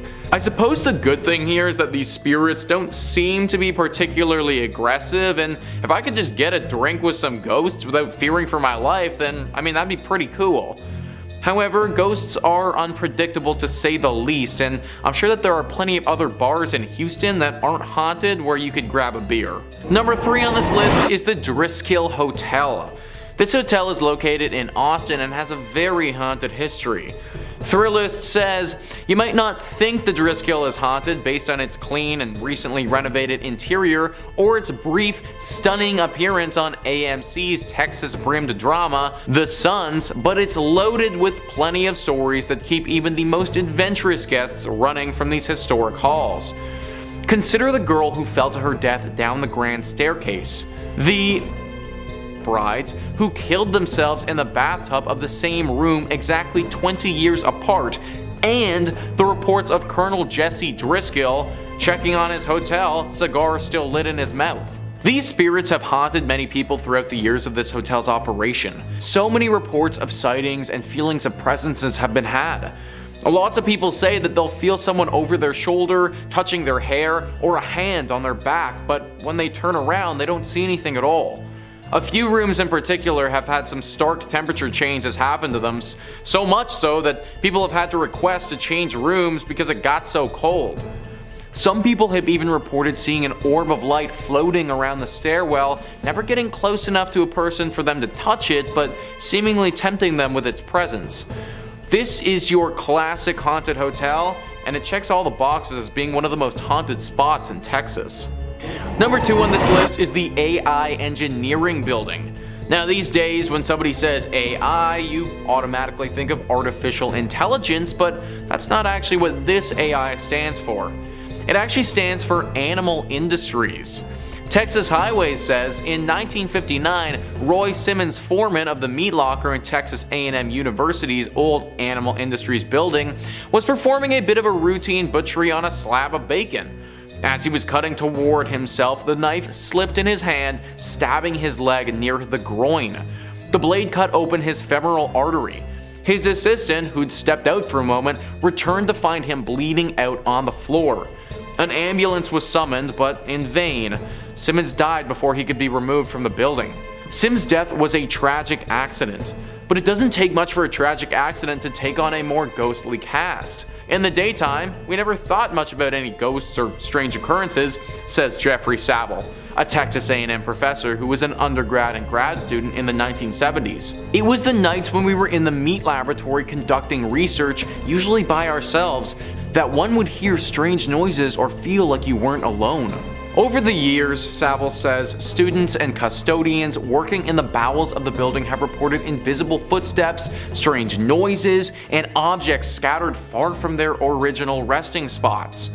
Saville attributes many of the stories to the natural spookiness of an old building and noisy machinery such as the elevator and the refrigeration compressors. A series of renovations of the building have turned the site of Sim's accident into an office space. Whether or not Sim's ghost roams the hallways, Saville says, one thing keeping his memory alive is the lesson offered by his death. It became a precautionary tale each semester as we visited with students about safety and meat cutting. It gets their attention when you tell them that somebody lost their life because of a knife accident. And I imagine it also gets their attention when his literal ghost is haunting them as they try to learn. If you're big into animal industries, then maybe look at some other schooling options before settling in on Texas A&M. And finally, number 1 on this list is Goatman's Bridge. Now, this bridge isn't the greatest of all time like the name might suggest. In fact, it's probably one of the worst bridges of all time based on how freaking haunted it is. It was built back in 1884 and initially was used as a very popular spot to move cattle across. Over the years, a tragedy struck this bridge that has it being haunted by a dark and demonic spirit. It's a sad story where a colored goat farmer was murdered by some Klansmen on this bridge many years ago. It's believed that the demonic spirit that haunts this place now is that of this goat farmer who was horribly wronged back then. Locals around this area do not go over this bridge at nighttime unless they really have to. So many sightings have happened over the years where people will go over the bridge and be met on the other side by said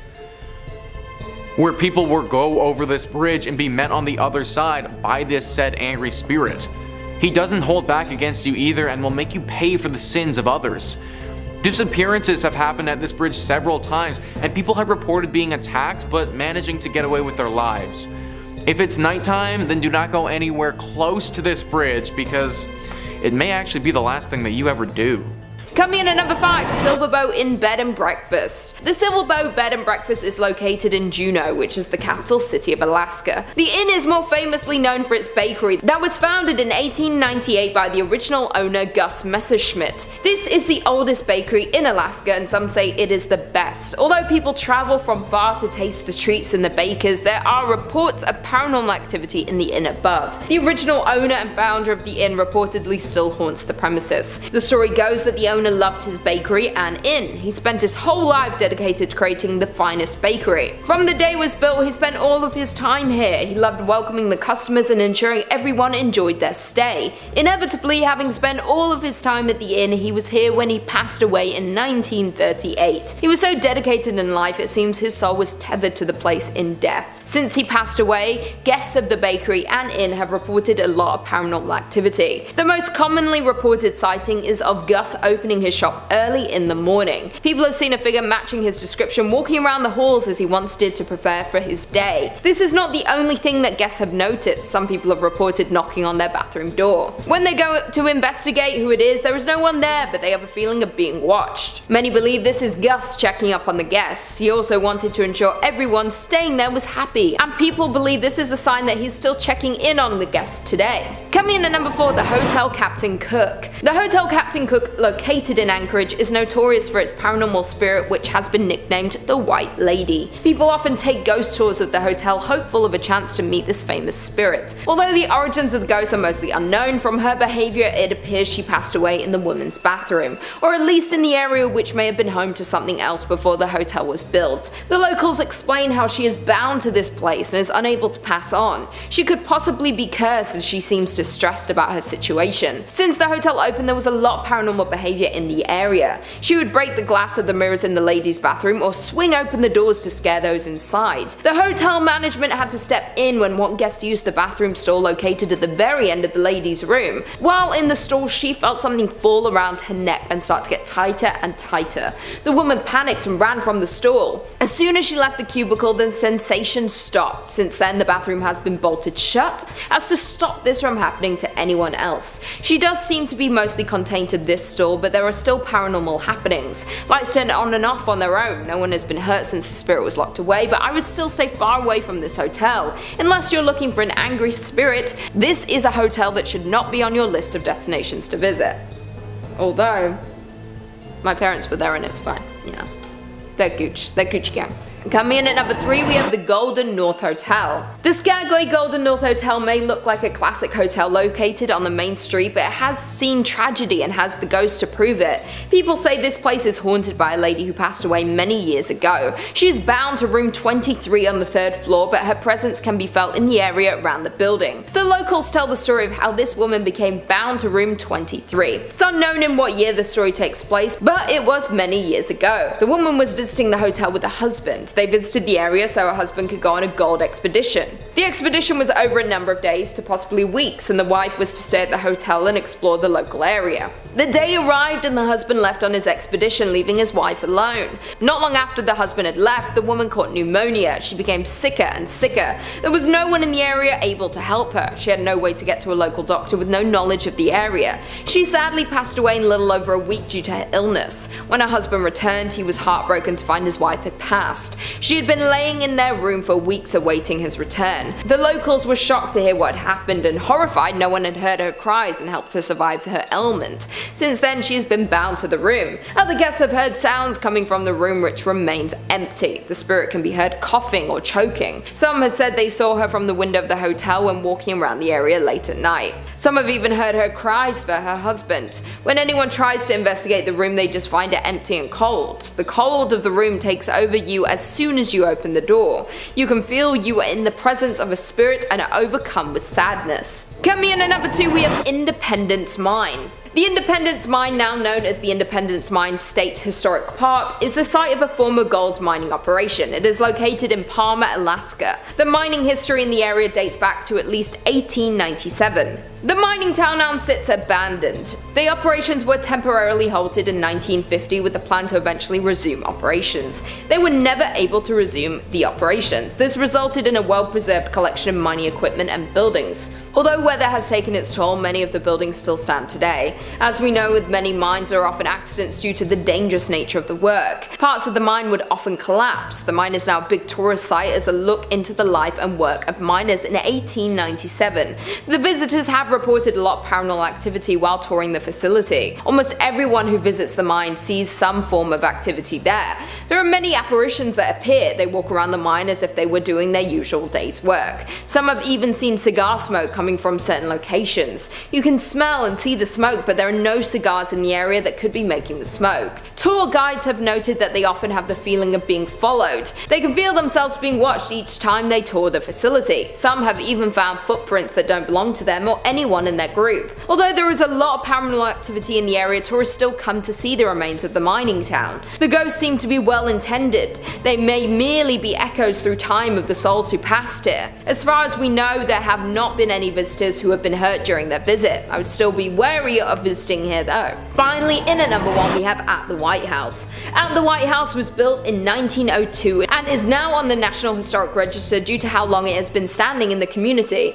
It has had many issues since it was built. It was originally built as a hospital, then it was used as a daycare center, and today is used as a hotel. Any building that was used as a historic hospital has seen a lot of tragic passings. When the building was used as a daycare center, there was a tragic fire. The building caught fire in the 1980s. It was fully restored following this. During the fire, the young woman who owned and ran the daycare was trapped inside. After ensuring all of the children were safe, she became trapped and unfortunately perished. Since the fire, her apparition has appeared around the home. Most guests believe her to be a kind spirit, but she does bring on the feeling of dread and terror when she is in your presence. Guests at the hotel have claimed to be startled awake by the young woman standing at the foot of the bed.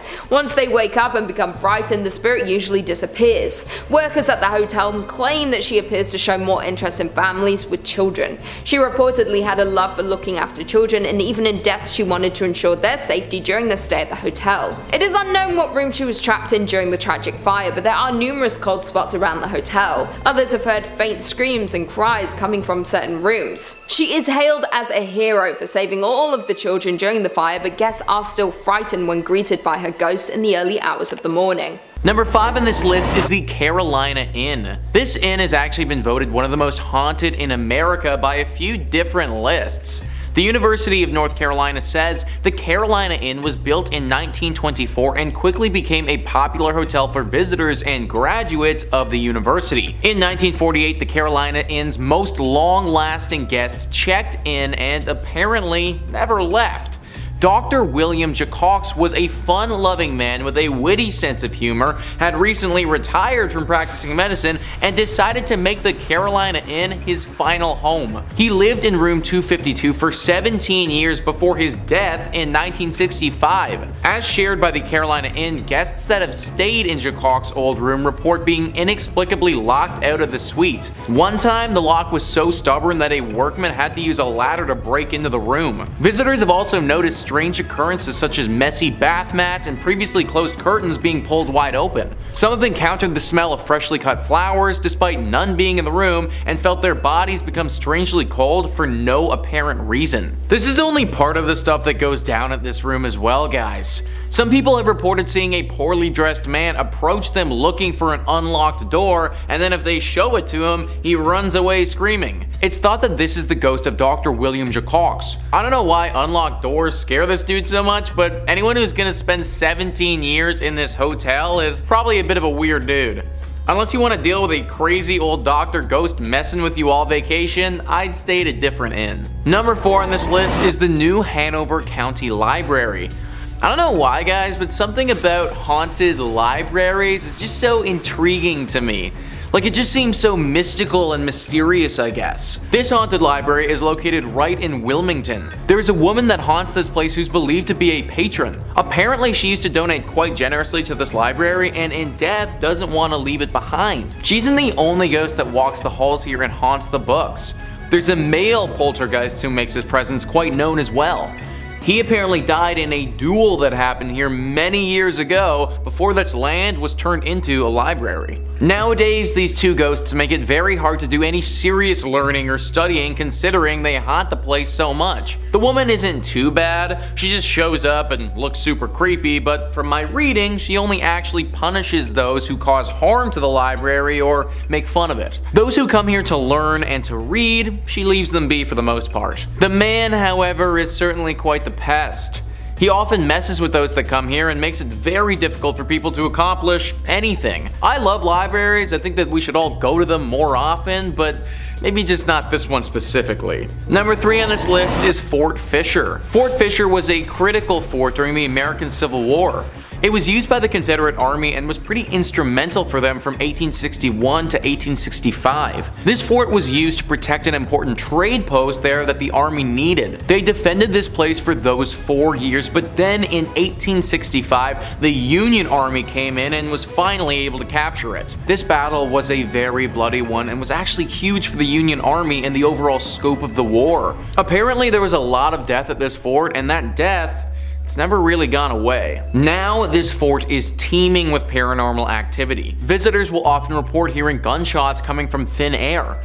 The sounds of many footsteps all running at once as if people were charging ahead. Orbs of energy appear in front of them from no apparent source. There are 2 very famous ghosts that haunt this place as well, Robert E. Harrell and General William Whitling. Robert was apparently an outcast who died under mysterious circumstances and has not been able to rest since. The general was actually taken prisoner and killed at Fort Columbus, but he returned to this place because he feels regret for how he failed in life. He was apparently responsible for defending this place and was not capable of doing so. A very haunted fort that I wouldn't recommend going to. Number 2 on this list is Lydia's Bridge. Who is Lydia and why does she have a bridge and why is it haunted? Well, Lydia is quite the famous ghost. This is a true ghost. Like when you think of a ghost and a ghost story, this meets all the criteria for a good one. Spectrum Local News says people traveling between Jamestown and Greensboro on US Highway 70A said they've encountered the ghost of Lydia, a hitchhiker. If she's picked up, she gets into the car and vanishes before she reaches the requested destination. Various versions of the Lydia legend have been passed along over the years, and there are apparently 11 different versions of the story that are set in North Carolina. It's common for folks to go ghost hunting for Lydia near the bridge. In the book Looking for Lydia, historians Michael Reniger and Amy Greer cite the 1923 death of Annie C. Johnson as the real-life Lydia who died after a car flipped in 1920. That is a story with some history, man. Literally since the 1920s this has been going on, and there are 11 different versions of the story. A story like this isn't just made up. It's not just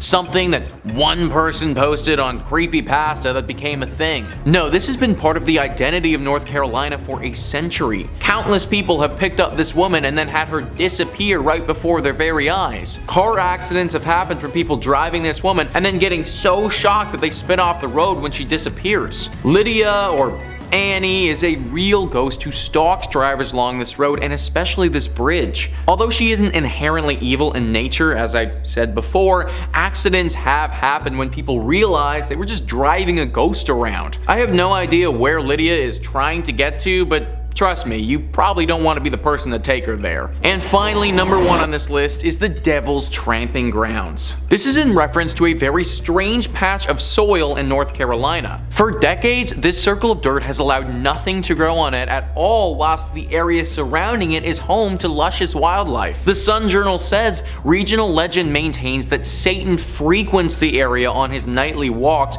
pacing the circle as he contemplates his nefarious deeds. Normal vegetation surrounds the circle, but only a wiry grass grows inside it, and no plant life of any kind can be found on the path itself. Visitors have also claimed to see red glowing eyes in the circle. Now, there could be any number of reasons for why nothing is growing on this patch of dirt. Simply because an area of land cannot grow wildlife doesn't automatically mean the devil himself has anything to do with it. But throw in the fact that there are 2 red glowing eyes there, plus a few other creepy occurrences, and we might just have something demonic afoot. Locals have reported putting objects in the center of the circle, then coming back a little while later and having those same items moved outside the circle, as if someone or something did this deliberately. The thinking is that this circle is a place used by the devil to dance or to perform rituals that we don't understand. Having things inside his circle of death doesn't make for a great dancing spot or sacrificial zone,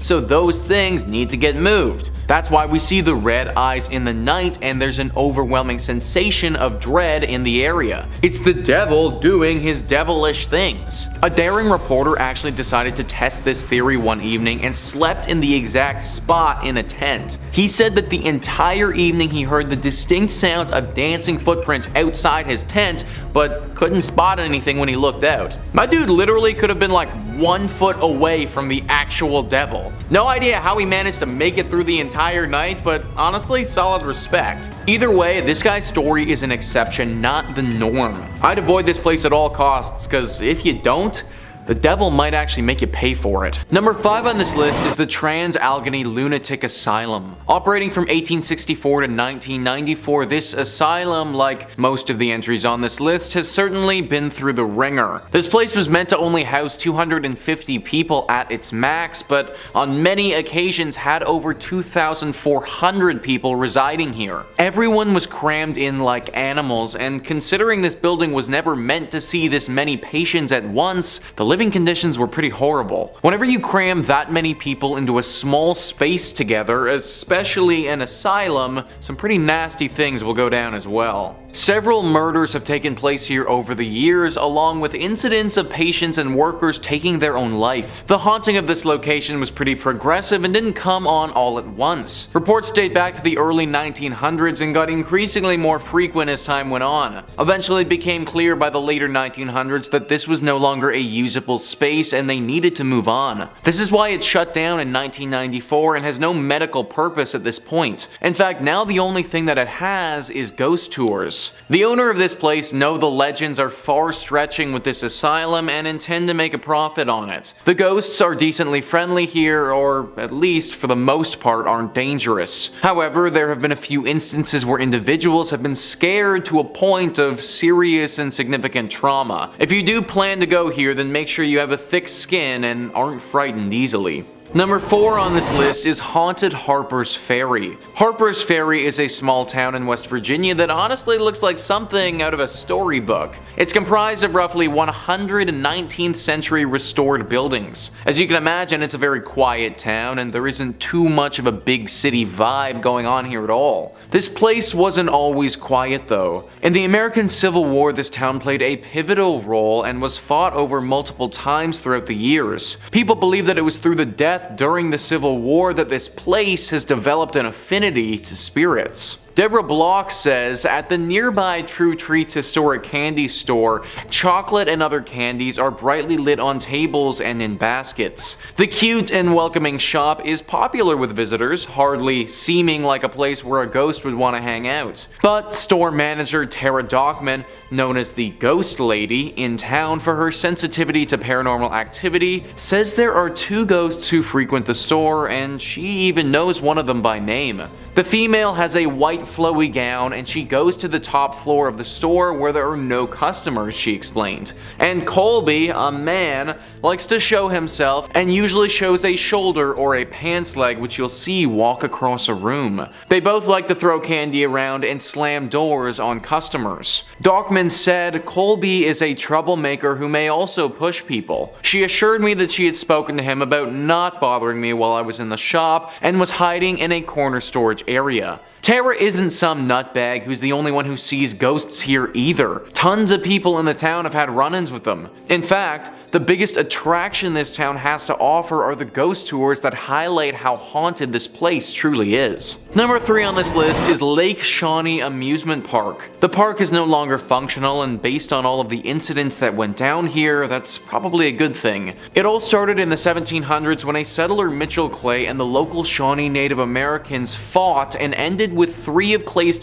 dying and lots of Shawnee warriors passing away as well. This was the inciting incident of the tragic movie that is Lake Shawnee Amusement Park. Also, 200 years later in the 1920s, this land was bought and turned into an amusement park. The buyer wasn't aware of this history though and didn't realize the dark mark that had been left here by that battle so many years ago. There were a decent amount of tragic incidents that went down here while the amusement park was operational, but there are 2 that stand out as being the most stunning. The first one involved a young girl on the swings. While she was on the swings, a delivery truck, without seeing her, backed straight into her and she passed away. The second one involved someone who drowned in the swimming pool because their arm got stuck in the drain.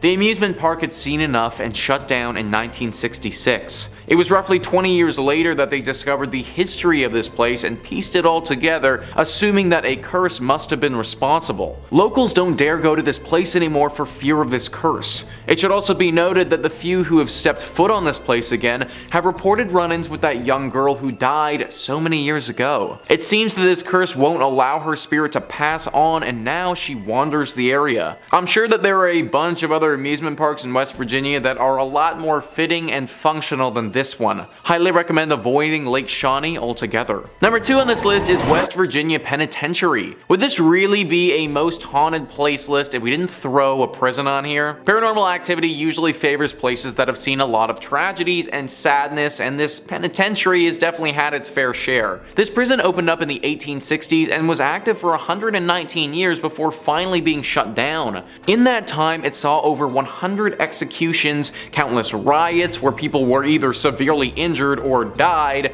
fires, and an insane amount of human rights violations. All of this has led to what we have now, which is just a really haunted prison. Though the prisoners are gone, they're not forgotten, and by many accounts, the ghosts of some of the 998 men who died here still roam free. There's a shadow man that has been seen and even photographed. Staff of the prison have been accosted by unseen forces. Strange noises still echo throughout the cell blocks, and something dark lurks in the bowels of the the building.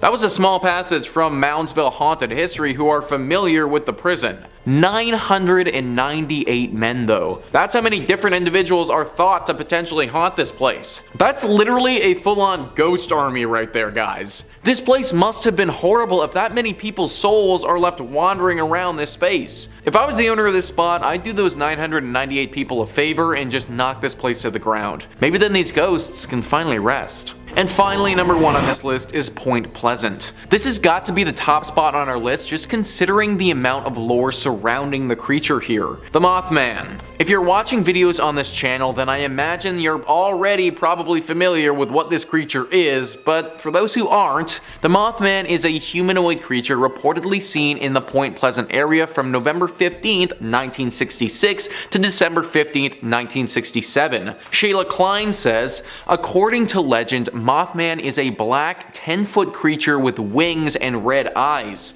Articles and newspapers at the time were reporting that the monster was also commonly seen in the TNT area near town, with some locals speculating that perhaps people were really seeing cranes or owls, and others wondering if the creature was created in some sort of mutation accident involving the chemicals associated with storing TNT. Regardless, legend has it that mysterious men in black suits began visiting the town shortly after the sighting reports. The most infamous sighting of Mothman was on December 15th, 1967. Locals said that they saw Mothman on top of or flying over the Silver Bridge, which was a suspension bridge over the Ohio River that connected Point Pleasant, West Virginia, to Gallipolis, Ohio. According to Mothman lore, shortly after the creature was spotted on the bridge collapsed, resulting in the deaths of 46 people. An investigation into the disaster found that a fracture in a suspension chain was the cause. This is one of the most famous American urban legends ever. The amount of people who saw this creature during this period of time and the fact that high-ranking secret officials started to investigate it all point to its legitimacy. It was active for about a year and then just totally disappeared though, and nobody knows what happened to it. The leading theory is that the government was able to capture whatever it was and probably took it to a secret base to study it. If that's the case, then Point Pleasant is most likely safe now, but be wary of what's flying over top of you if you do decide to go here. Coming in at number 5, we have South Manitou Island in Leland. South Manitou Island is part of an island chain in Lake Michigan that extends north to the Straits of Mackinac. The only public access is by ferry from Leland, Michigan. The island consists of a ridge of tilted layers of limestone buried under a blanket of glacial debris. 16 miles offshore from the Leelanau Peninsula, featuring 300-foot sand dunes, deserted shoreline, and empty campground, it's about as terrestrially creepy as you can get in Michigan. In the 1800s, the island became a popular harbor for ships traversing the newly built Erie Canal into the Great Lakes and on to Chicago. One local legend surrounds a ship full of passengers stricken with cholera stopped at South Manitou, where sailors buried their victims in a mass grave, some of them still alive at the time. Soon after this incident, the first appearance of ghosts and hauntings began. The mass grave is believed to be near the old cemetery just north of the Bay campground. This is also near where the old dock used to be located. Additionally, the passage between mainland Michigan and Manitou is one of the deadliest sections of Lake Michigan. This is due to a sudden weather change, creating a navigational hazard, causing over 50 known shipwrecks. Traffic was quite busy here during the late 1800s, and there were frequent accidents where ships would literally run into each other.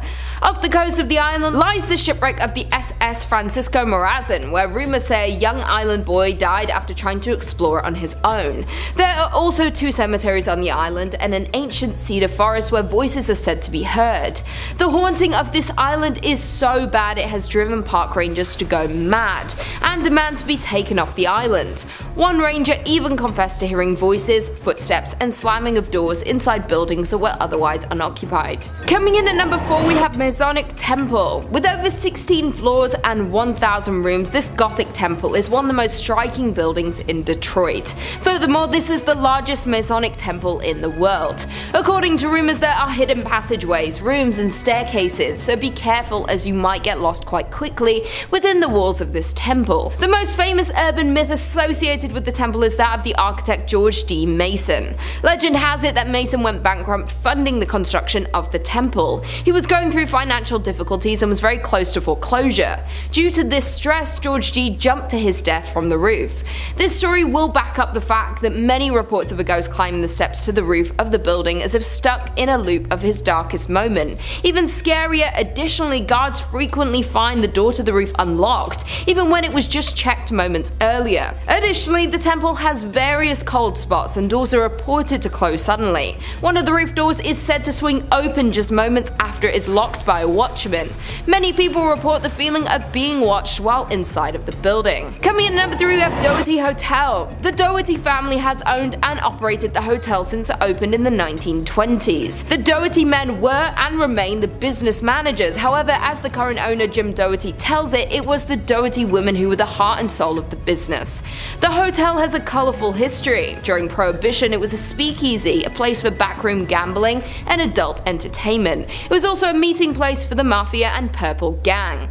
Here, they worked out their differences. In 1938, the hotel was the site of one of Michigan's most notorious murders. Isaiah Lebo, former Purple Gang attorney turned Purple Gang businessman, was murdered in the bar. He was shot by his cousin and business partner Jack Livingston and sadly passed away.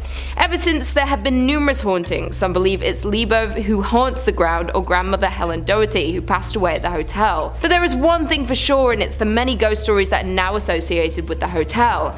Guests, visitors, investigators, employees, and the owners have all had some kind of paranormal experience at the hotel, which includes perfume scent wafting through occasionally, loud knocking, bedroom doors open and close by themselves, and dark apparitions and shadowy figures have been spotted anywhere from the lobby to the top floor. Also, the spirits of other murder victims roam the halls, lobbies, and rooms. While some can be seen, others prefer to just make noise. Coming in at number 2, we have Michigan's first state prison. Established in 1838, Michigan's first state prison remained in operation through 1934. The prison served as the nucleus for the city as it spanned some 20 acres. Over the years, it relocated and at one point became the largest walled prison in the world with around 6,000 inmates. In 1952, in response to poor medical care, brutality from the guards, and bad food, 2 maximum security prisoners took hold of a guard and used his keys to release other inmates.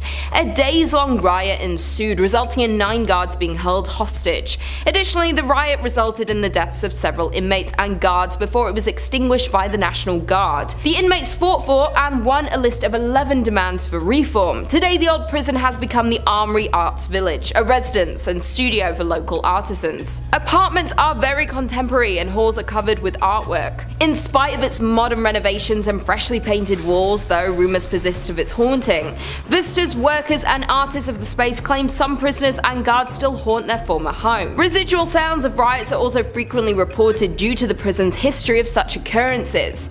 Judy Krasnow, an employee at the renovated Arts Village, hosts daytime historic tours of the prison, so a visitor can see the hauntings for themselves. She is also a resident of the prison and lives on site. She has confessed she believes her apartment, which was once a series of prison cells, has ghosts. Furthermore, Judy is not the only resident who believes that. Even though the upper floors have undergone renovations, the underground section that holds solitary confinement remains structurally intact. Although cells have been removed, there is intensity in this area that cannot be denied. And finally, in at number 1, we have the Whitney Restaurant. Located on Woodward Avenue, Restaurant Whitney was the former mansion home of David Whitney. David was one of the Midwest's wealthiest lumber barons at the turn of the century, and he built this magnificent 21,000 square foot home in 1894.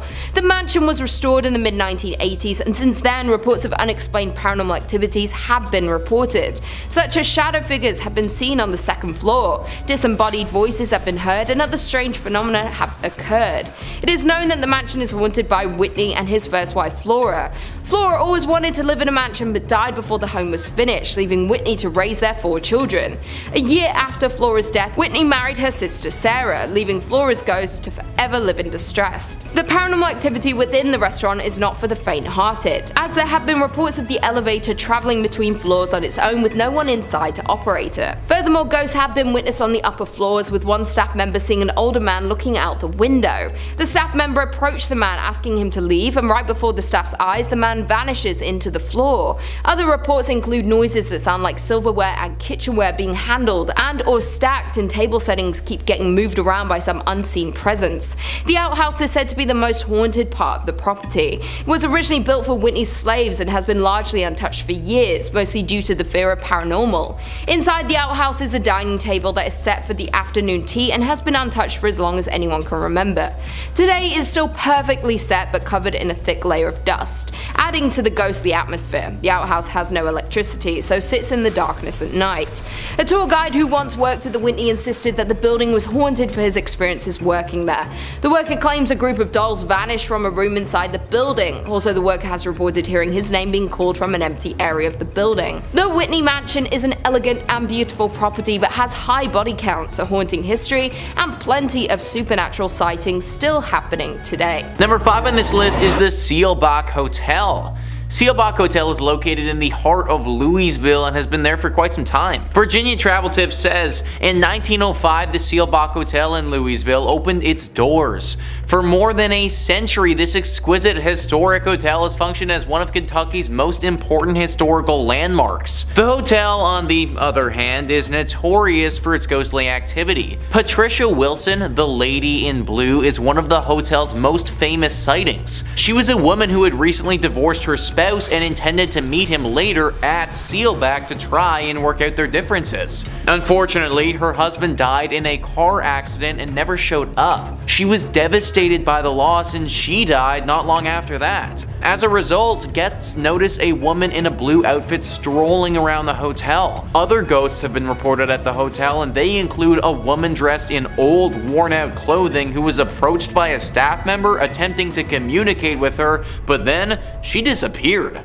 Most of the encounters with this woman have been tame, but there have been some that have gotten quite aggressive. Some teenagers were apparently making fun of her or doing something that they shouldn't have been doing, and she responded by literally clawing and scratching at one of them, leaving horrible marks behind. The victim also said that it felt as if she crawled into his brain and told him horrible secrets about himself that he'll never be able to forget. A hotel like this is supposed to be nice and relaxing, but based on what I've read, I don't know if that's going to be the experience you get at Seelbach. Number 4 on this list is the Talbot Tavern. Really too bad that this place is haunted, because it would have been a pretty nice spot to get a brew if it wasn't. Virginia Travel Tips says, built in 1778, the Talbot Tavern is located in Bardstown, Kentucky. Currently, the Haunted Kentucky Tavern serves as both a restaurant and a 5-room B&B, and it's known for being haunted. A former accountant recalls coming across a man in a long coat strolling across the top floor.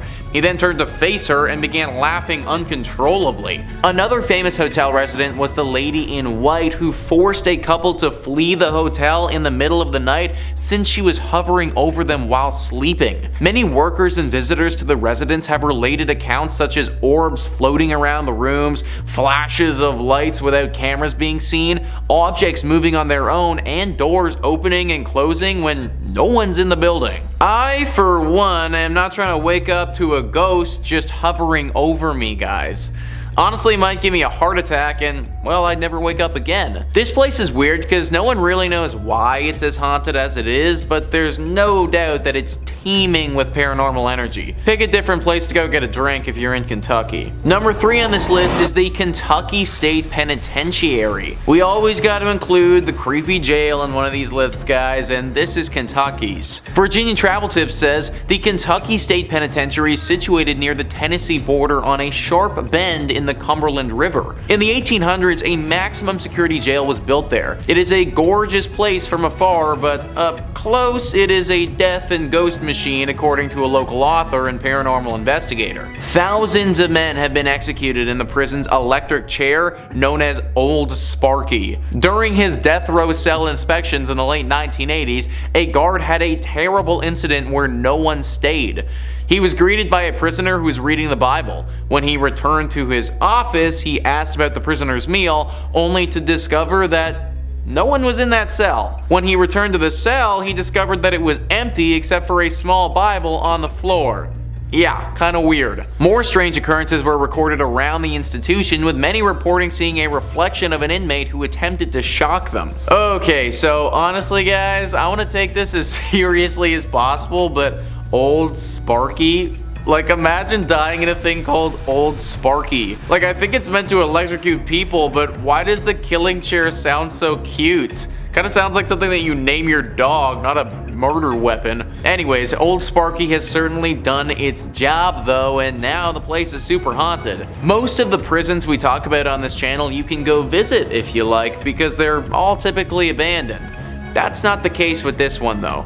The Kentucky State Penitentiary is still fully operational and has tons of prisoners in it. Not only do these people have to chill in jail, but it just so happens that their jail is also haunted. Number 2 on this list is Mammoth Cave. So we actually spoke about Mammoth Cave on this channel before in our series about top 5 terrifying caves where evil awaits, so if that interests you, then go check it out. It made that list because it was super haunted, and naturally it has to make this one as well. It is, as you'd expect, located in Kentucky. It is the biggest cave in the state by far, which is why it's named Mammoth Cave. Most of the cave has been unexplored, which is kind of nuts considering we've already seen about 400 miles of it up until this point. This has been an area of interest to people for thousands of years.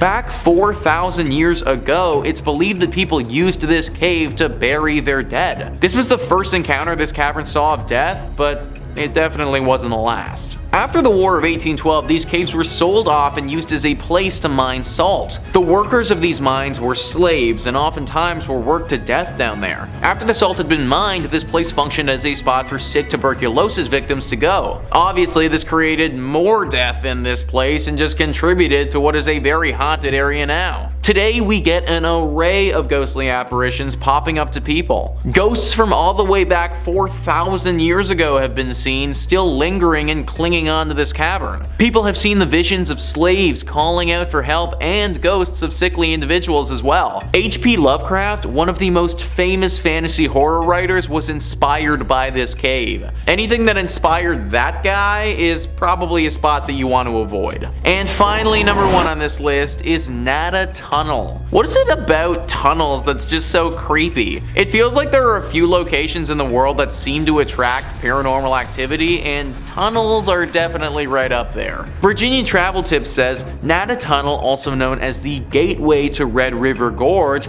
is located in Powell County, Kentucky. Works of a one-lane tunnel on a two-way road began in 1910 and concluded in 1911. Drills and dynamite were used to rip through the limestone rock during construction, and one worker died while attempting to dissolve a stick of frozen dynamite by placing it next to the fire, which, resulted in the dynamite exploding. As a result, the man's spirit is claimed to haunt the Kentucky Tunnel. Others allege that the location is haunted as a result of a climber who died in this region. These incidents are linked to the mythology of a green orb appearing in front of the tunnel. If you plan to enter the tunnel, keep in mind that it only fits one automobile at a time, therefore check for other car headlights before proceeding. This is one of the coolest haunted places in Kentucky for the sake of it being engulfed in nature. So it may look really cool, but the haunted nature of this spot makes me think that it should be avoided. Man, imagine literally getting blown up by a stick of dynamite. Like, that might actually be the worst. Granted, my dude did stick the dynamite literally right next to a fire, so I feel like he might have brought this one on himself a little bit. I'm not really sure how the climber would have died in this tunnel, but you gotta imagine that he screwed up if he was climbing in a tunnel. Either way, the spot is definitely riddled with these spirits, and they manifest themselves as this glowing green orb. Now, there haven't been too many reports of this thing being super dangerous, but it is definitely creepy to say the least. Locals don't really travel down this pathway for fear of the orb and what it could potentially do to them. Also, on a total side note, I just want to bring up the fact that this is a one-way tunnel on a 2-lane road. Like, how dangerous is that, guys? What if it's foggy or something and I can't see all the way down the tunnel to the other car? That is literally the dumbest road design I have ever heard of. Maybe the legend was just created by the locals because they know how dangerous this freaking tunnel is. Regardless of what it is, I recommend staying away. Coming in at number 5, we have Mizpah Hotel. Named after the Mizpah mine, the hotel was opened in 1905. The hotel is considered a historic beacon of Central Nevada's mining boom that came and went and left behind a trail of ghost towns, and is located between Las Vegas and Reno in Tonopah, Nevada, which has a population of around 2,000. Due to it being originally opened at the height of Tonopah's silver boom, it hosted celebrities and wealthy investors. The famous celebrities that have been linked to the hotel are Howard Hughes, Jack Dempsey, and Wyatt Earp. Additionally, at the time, it was the tallest building in Nevada and was one of the first luxury hotels in the state. At the time that it was built, it was heralded as a sign of Tonopah's prosperity, as it was displayed on newspaper headlines, proudly displayed in the Mizpah during the area. However, over time, several accidents and crimes took place on the hotel grounds, making the hotel need to close and reopen several times, most recently in 2011 after being closed and boarded up for 10 years. The hotel is considered haunted and is known for the story of the Lady in Red. The Lady in Red was a high-class adult worker who lived in the top floor of the Mizpah. She sadly lost her life at the hands of a man in the hotel by her lover. Her lover wanted her to give up her work for him, though she did not want to do that. Due to the disagreement, she sadly met her fate in the hotel. The room where paranormal activity is most active would be the room where she lost her life, and it's considered the Lady in Red's room. And it is the very room you can now book and stay in on the top floor. There have been reports from guests and staff of the Lady in Red being seen riding the elevator, while other reports of hearing her whisper in the guests and staff ears. Additionally, she is known to leave pearls in the bed of guests that she is fond of. That being said, the Lady in Red is not the only spirit that haunts the hotel, as there is a nameless soldier who died in the hotel, and unfortunately they never were able to be identified. It has been reported that the soldier haunts the 3rd and 4th floors. Guests have also reported of a force tugging at the back of their shirts and unexplained giggling, while others report the inability to sleep because they felt as if someone was standing next to the bed watching them all night. The Mizpah Hotel has been named the most haunted hotel in America, and for a good reason. In at number 4, we have Goldfield Hotel. Located in Goldfield, Nevada, you'll find the Goldfield Hotel. The hotel opened in 1902 and formed a large crowd of visitors and guests in its early years of operation. In its early years, the Goldfield Hotel was visited by politicians, bankers, and gunslingers. Built in the heart of the town, the Goldfield Hotel was one of the most sought-out buildings in Goldfield and was known as the finest hotel between San Francisco and Denver. The man behind the hotel was George Wingfield, a successful and wealthy banker, mining magnate, and joint owner of the booming Goldfield Consolidated Mines Company. However, as with many boom towns, Goldfield's mines eventually dried up, causing the population and stream of hotel guests began to dwindle. The hotel went through a series of owners, from private owners to the US Army during World War II, and now is owned by Red Robert's son. The Goldfield Hotel was once the most spectacular hotel in the state of Nevada, but today operates under a different notion as one of the most haunted places in Nevada, if not the entire United States. The most known ghost story is of a woman named Elizabeth, who was speculated to be George Wingfield's mistress. Elizabeth became pregnant with Wingfield's child, and to protect his marriage, George paid her to stay away, though he grew fearful that he would get exposed for cheating on his wife. Therefore, George ultimately locked her in room 109 throughout her entire pregnancy. Wingfield fed her food and water to keep her alive until the child was born, but then Elizabeth disappeared altogether and was never to be seen again. Many guests touring the Goldfield Hotel have claimed to see Elizabeth's ghost, and some even claim to hear crying, notably calling out for her child. George's ghost is also said to haunt the hotel, with guests reporting to the lingering smell of cigars and ashes being left on the floor. Those aren't the only ghosts that haunt the Goldfield Hotel, as other spirits of those who lost their lives on the grounds of Goldfield have been reported to be seen lurking in the halls and lobby of the old hotel. In at number 3 we have Bobby Spring Ranch. Located just outside the glitz of the Las Vegas Strip sits a plot of land that takes visitors to another time and place. That land is known as the haunted Bonnie Springs Ranch. Originally built in 1843, the ranch was used as a stopover for the wagon trains going to California. While in 1958 the ranch was renovated and opened to the public as a tourist attraction with stables, a restaurant and a petting zoo. Later a functioning saloon, shops, wax museum, wedding chapel and replica schoolhouse were added to the ranch. There is not only one ghost that roams the ranch, as it's known there are multiple spirits that reside at the Bobby Springs, but one of Bonnie Spring Ranch's most commonly cited ghosts is that of a little girl. Her spirit is mostly sighted playing in and around the town schoolhouse before suddenly disappearing. The nearby merry-go-round has also been known to turn on its own unexplainably, where many believe it could be the spirit of the little girl playing on the ride. Another active area of Bonnie Springs Ranch for paranormal activity is the Wax Figure Museum. This small tunnel-like maze leads guests through a creepy history display which literally comes to life for some. Many have claimed to witness these wax figurines move on their own and appear as though they are inhaling breath. The ranch's management even had to allegedly nail the displays down as they were moving out of position so frequently. The final and most evil of Bonnie Springs Ranch's hauntings are found within the Opera House. It is here that a darker, more negative energy is present. The spirit takes the form of a dark shadow figure that follows people through the area and has even been captured in photographs. Disturbing the EVPs have also been caught in this area. In at number 2 we have Nevada's Governor's Mansion. From the outside, the Nevada State Governor's Mansion is a grand 2-story building. While inside on the first floor you'll find the grand entry hall, the reception room and the formal dining room. Though don't let its appearance fool you, as there are spirits haunting its grounds. The Governor's Mansion was completed in 1909 and the Governor Denver S. Dickerson was the first governor to occupy the residence. His daughter June is the first and only child ever born in the Governor's Mansion. The mansion is said to be haunted by June and her mother Una. Since their passing in the mansion, there has continually been paranormal activity reports in the household. The mansion is said to be haunted because former employees at the mansion have reported hearing cold wind blowing from an antique grandfather clock that also swings open periodically without assistance. Former First Lady Sandy Miller's brother-in-law is said to have seen the apparition of a woman in a white gown. The woman is believed to be Una Dickerson, dressed for the mansion's opening in 1909. And finally, in at number 1 we have Silver Queen Hotel. Located in Virginia City, Nevada, the Silver Queen Hotel was constructed in 1876. This makes it the oldest hotel in Virginia City. However, the Silver Queen Hotel is known for much more than just being the oldest hotel in Nevada. The main level of the property features an authentic 1870 saloon with one of the largest single-piece wooden bar counters and bar backs you'll ever see.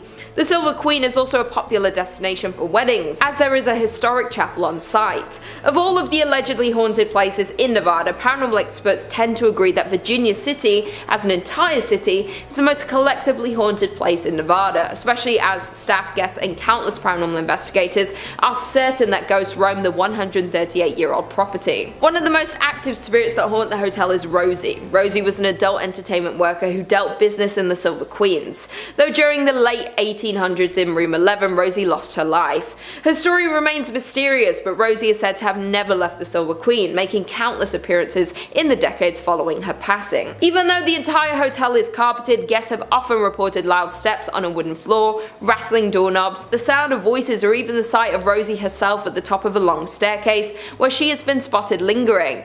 Other visitors report on TripAdvisor and Yelp describing the loud noises at night and an unexplainable sense of eeriness. One guest had a more terrifying encounter in the hotel as they described getting chased down the hallway in the middle of the night by a ghost.